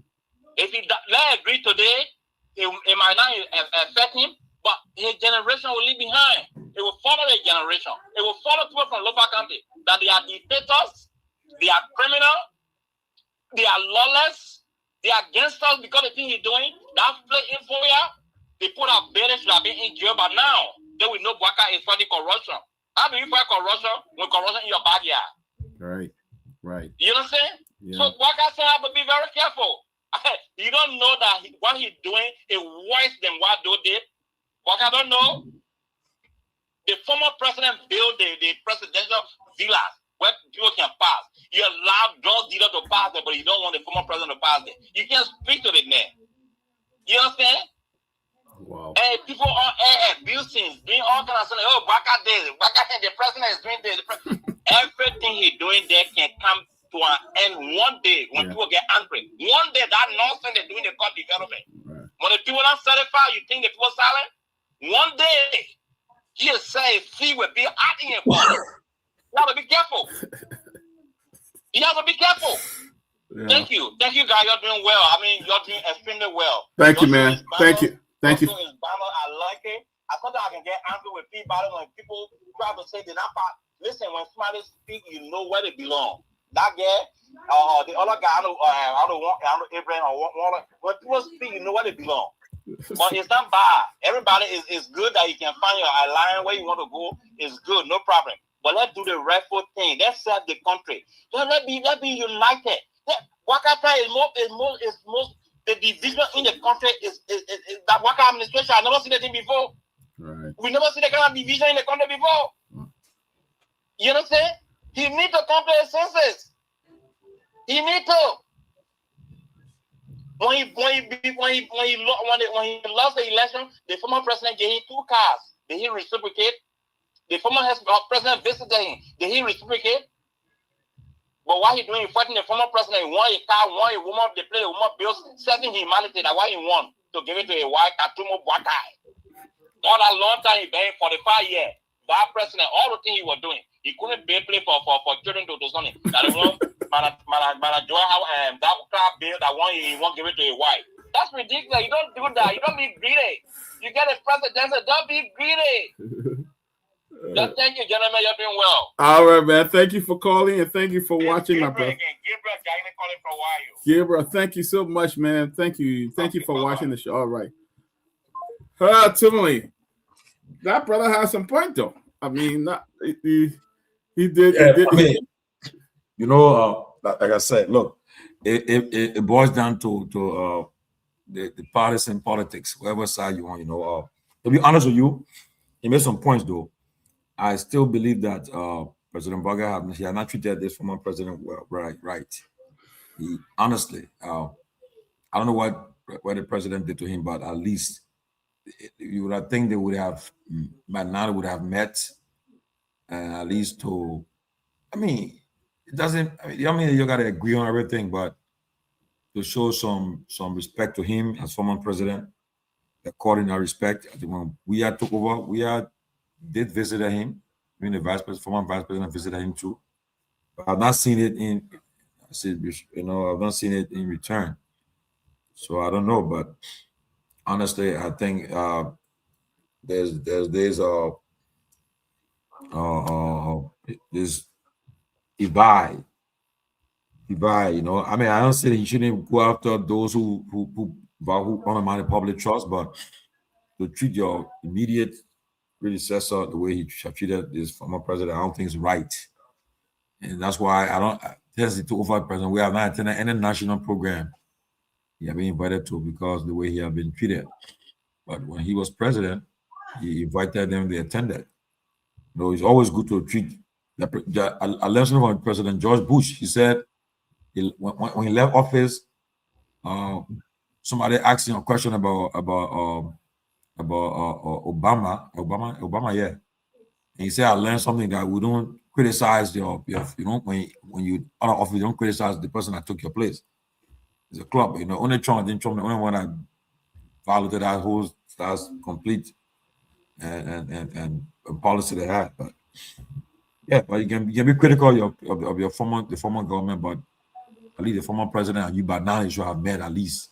Yeah, when the partisans see your meeting, they bring some understanding that okay, but right now you see the vitriol on Facebook is so wild. Yeah, it's all any topic that come up, they don't put a blow first. It's the partisan politics that's into it. Yeah, like they appointed Zanga, the two sides started to fight. Yeah, we got him. Yep. We this. They didn't like it. You know, that's true. That's why I was playing our politics, you know, and yeah, but the country is divided, which is not good. Mm-hmm. It's very divided, and I like what he said. He said, I mean, you're not speaking. You are, look, leaders, don't take side. Leader take control. And that's something that President Bouaga have not done when it comes to a relationship with President Weah. You know, he have not taken that control. Say, that's my son, I would drive up to him. But we saw when President Weah was elected, the first person he went to visit was President Bouaga. He gave President Bouaga a lot of assistance, you know. But again, you can't blame the president. You got people in the back who, don't go there, don't mind him. All their advisors. Yeah. Like somebody said, where's the Kofi Woods that was the serious advocate around time in Liberia? They were serious advocate. Where is he? What kind of advice are you advising the president? You know, the two presidents, the current president and the former president, they don't speak. President, we have not attended no Independence Day celebration. He has not been to any of the Armed Forces Day celebration. Nothing. It going to 2 years. So what are you doing, President Bouaga, to reconcile with President Weah? It gets bitter and bitter. I mean, and it keeps getting bitter, especially when we deny him from using that very VIP section that he built at the airport. It was under his administration. He advocated for it, you know, and people were justifying, oh, he's not sitting current president, he can use it. And then people went ahead and just talking. I think it was disrespectful to the president, the former president. And I think this president needs to take side because he's not going to be president forever. He's not going to be president forever. Another leader will come and you're expecting to treat you with the utmost respect. And I think that's something that he needs to do, you know, especially he being a man of God, being a deacon. President, we as a pastor, you a deacon. I think I need to try to resolve that. It shows the younger people can see, it shows that kind of unity. I think that's where unity should start from. Visit the president to his home. Go there. President, we are not turning you away. Go to his home, spend time, and talk to him. But all we're seeing now is either some case against the president, the former government. We saw Finda Bono case. They went and brought $80 million. How much money she stole? So much that you have to set a bill for $80 million. How corrupt our justice system can be. How rampantly corrupt our justice system can be. You tell somebody they must pay $80 million for bond. What do you expect they want to get $80 million for bond? I mean, what is the case? How much is involved? So much. I thought the bond should be 10%. And he said she's paying $80 million. So to that $80 million, it means that she stole almost $1 billion. Which is totally unfair. You don't treat people like that. You don't put your emotions into the law. Go with what the law say. What we're seeing here with the Samuel 12 case again is another blatant abuse of the justice system. Yeah. Blatant. And you got this man, been acquitted, going through all of this because of political reason. I think it's bad. I mean, you're not going to be in power forever. Even if you're there for 12 years, you're still not going to be there forever. And others can take serious decisions that will affect you. I think it's wrong. And the president needs to open that line of communication with President Weah. Be the first to offer it and see if President Weah does not accept. Oh yeah, he's an older person. At least, you know, I'm sure he reach and extend the hand, you know. Yeah. That's wrong. It's totally wrong. Yeah, but look, we got 6 more minutes. I thought Anthony was still in the back. Wanted to share about the Effort Baptist reunion that will be taking place. They're having this weekend, right? Yeah. It'll be taking place in Philadelphia this week. You know, Effort Baptist Church is I don't want to say it before you know, but the Effort Baptist Church reunion will be held this year. Said on the 14th Friday, August 14th is their meet and greet. It's on 5. And you will be the guest speaker. I'll be the guest speaker on Saturday night at the banquet night. I'll be the guest speaker. And it's 503 South 4th Street, Harlem, PA. 7 p.m. to 12 p.m. It will be the meet and greet. And then they have a board night, 54 East Baltimore Avenue, Lansdowne, PA, 6 p.m. to 12 p.m. And I'll be speaking at that dinner as well. And then Sunday, they're going to have a service that Sunday. So they are inviting people to come and celebrate with our friends at Effort Baptist Church. I don't know what I've lost. I lost my photo up there. So guys, we'll invite to me. You can hear me? Yeah, I hear you. Yeah, my photo is gone off. I don't know why. My internet is probably.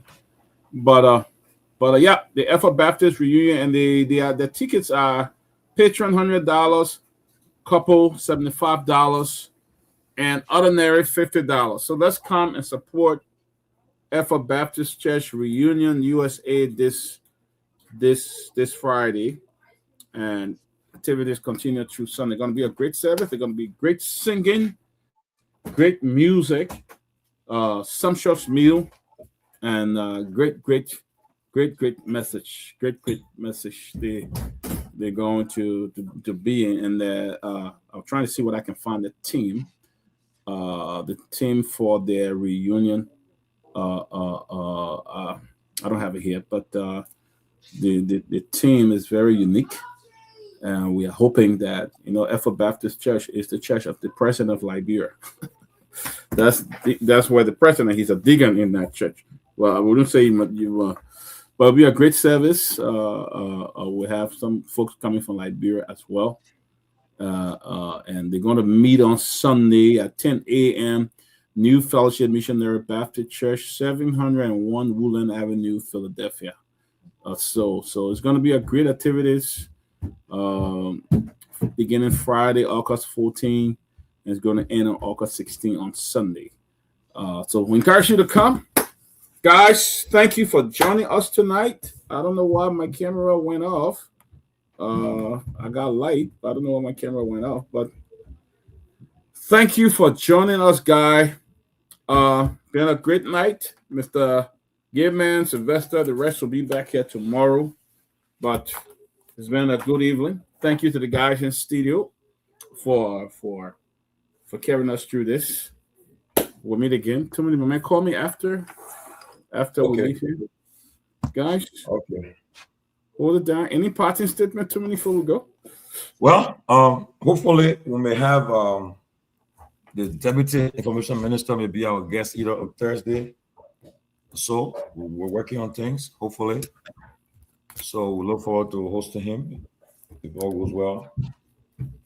And also, and also maybe the Minister of Education. We also working with her to see whether they can make an appearance. Talk about the free education from kindergarten to 6th grade. I think they won't pay no more school fees. We want to discuss that too. That's what we need. So yes, I look forward to see what happens there. But like you said, Effort Baptist Church this weekend. Let's see. Hopefully we attend. Effort, we're neighbor to Effort. Topman Effort, we're neighbors. Yeah, they were right across the street. Topman Methodist Church and then Effort Baptist Church. Right. But great show. Well, where Neopro he on diplomatic mission today, eh? Yeah, on a diplomatic mission. The Neopro Honorable Sylvester Pewee is on a diplomat. Good to see you, Patient Sema. Good to see you. Joseph Wally Kinder. Good to see you. Fix Electronics. Always good to see you, man.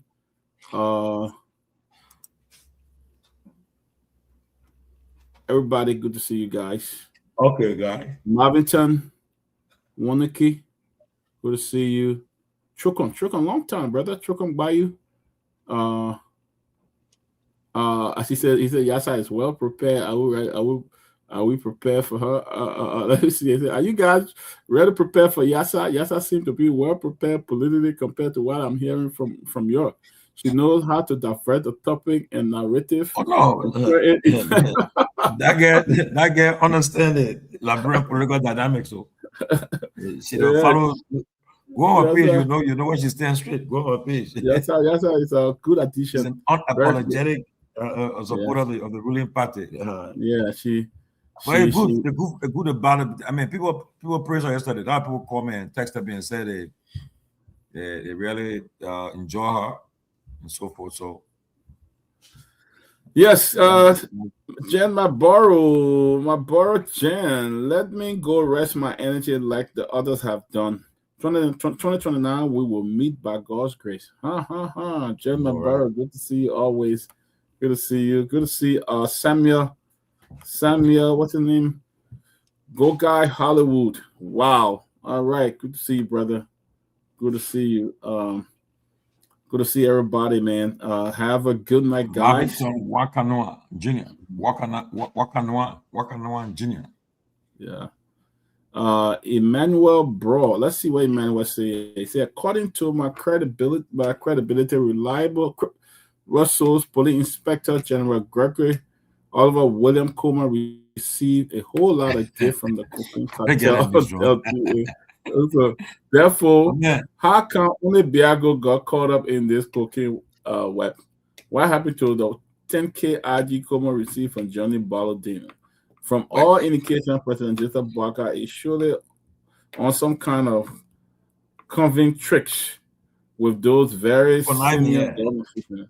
All right, Emmanuel Bro, good to see you, brother. Thank you for watching. Emmanuel Bro, IG Coleman still enjoy the president's confidence. So as long as he enjoys the president's confidence, then forget it. He's not gonna go nowhere. Yeah. No. Yasa Wo. Good to see you, Yasa. So guys, this is it for the night. We will call this a night. It's 8 o'clock here. Yeah. Sir Clinton, let's read Sir Clinton message. Sir Clinton Yakba. Really? Has the government made suppressing freedom of expression a habit when it comes to protest? Stop returning misinformation about Guinea having Russian military equipment. Why should the United States government deploy its military personnel to our border? This government appears to be incapable of effectively handling the affairs of our country. Some of you need to be honest and objective when discussing these matters. Sir Clinton Yakpo. Wow. Gabriel Gianni. The president being lawless and behaving like a rebel. Civil society can see Bwaka gangster behavior. Wow. Gabriel Gianni is very tough on his statement. Good to see you, Jeremiah Gully. Good to see you guys. Well, J. Edwin Saki, good to see you. Guys, so we'll call it a night. Thank you for watching us tonight. Yeah. See you. Have a good night. Too many, I'll call you, man. Younger, bro.